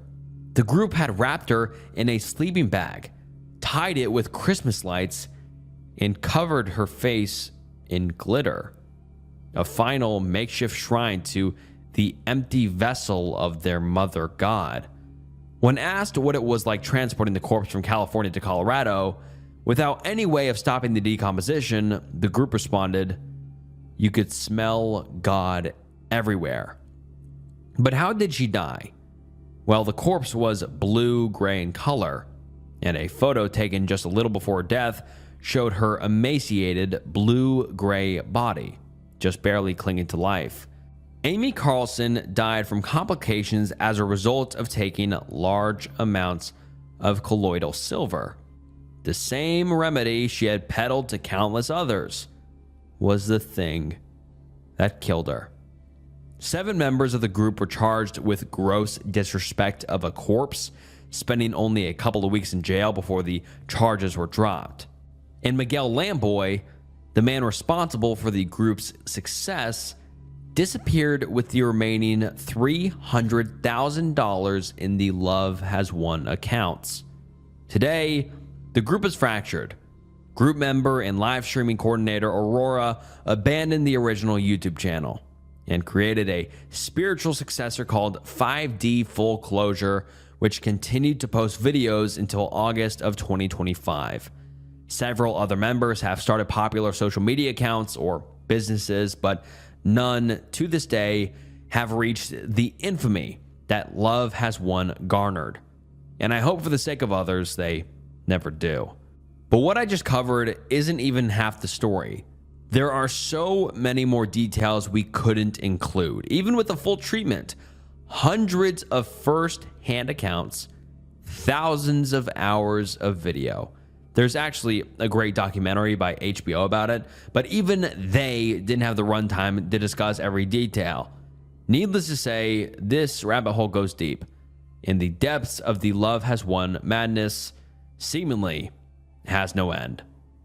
And alright guys, that wraps up some horrifying internet rabbit holes. What did you think about today's video? I thought these were horrifying rabbit holes, to be honest. These were depressing, sad, and just so horrible. I feel so horrible for all the victims involved. Comment down below what you thought about this video. Leave your feedback down below. Like the video. Subscribe to the channel. It helps more than you know.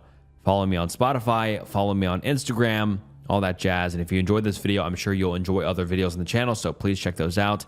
And I just want to say thank you so much for watching. It means the world. And this was Snook. And I'll see you next time. Bye.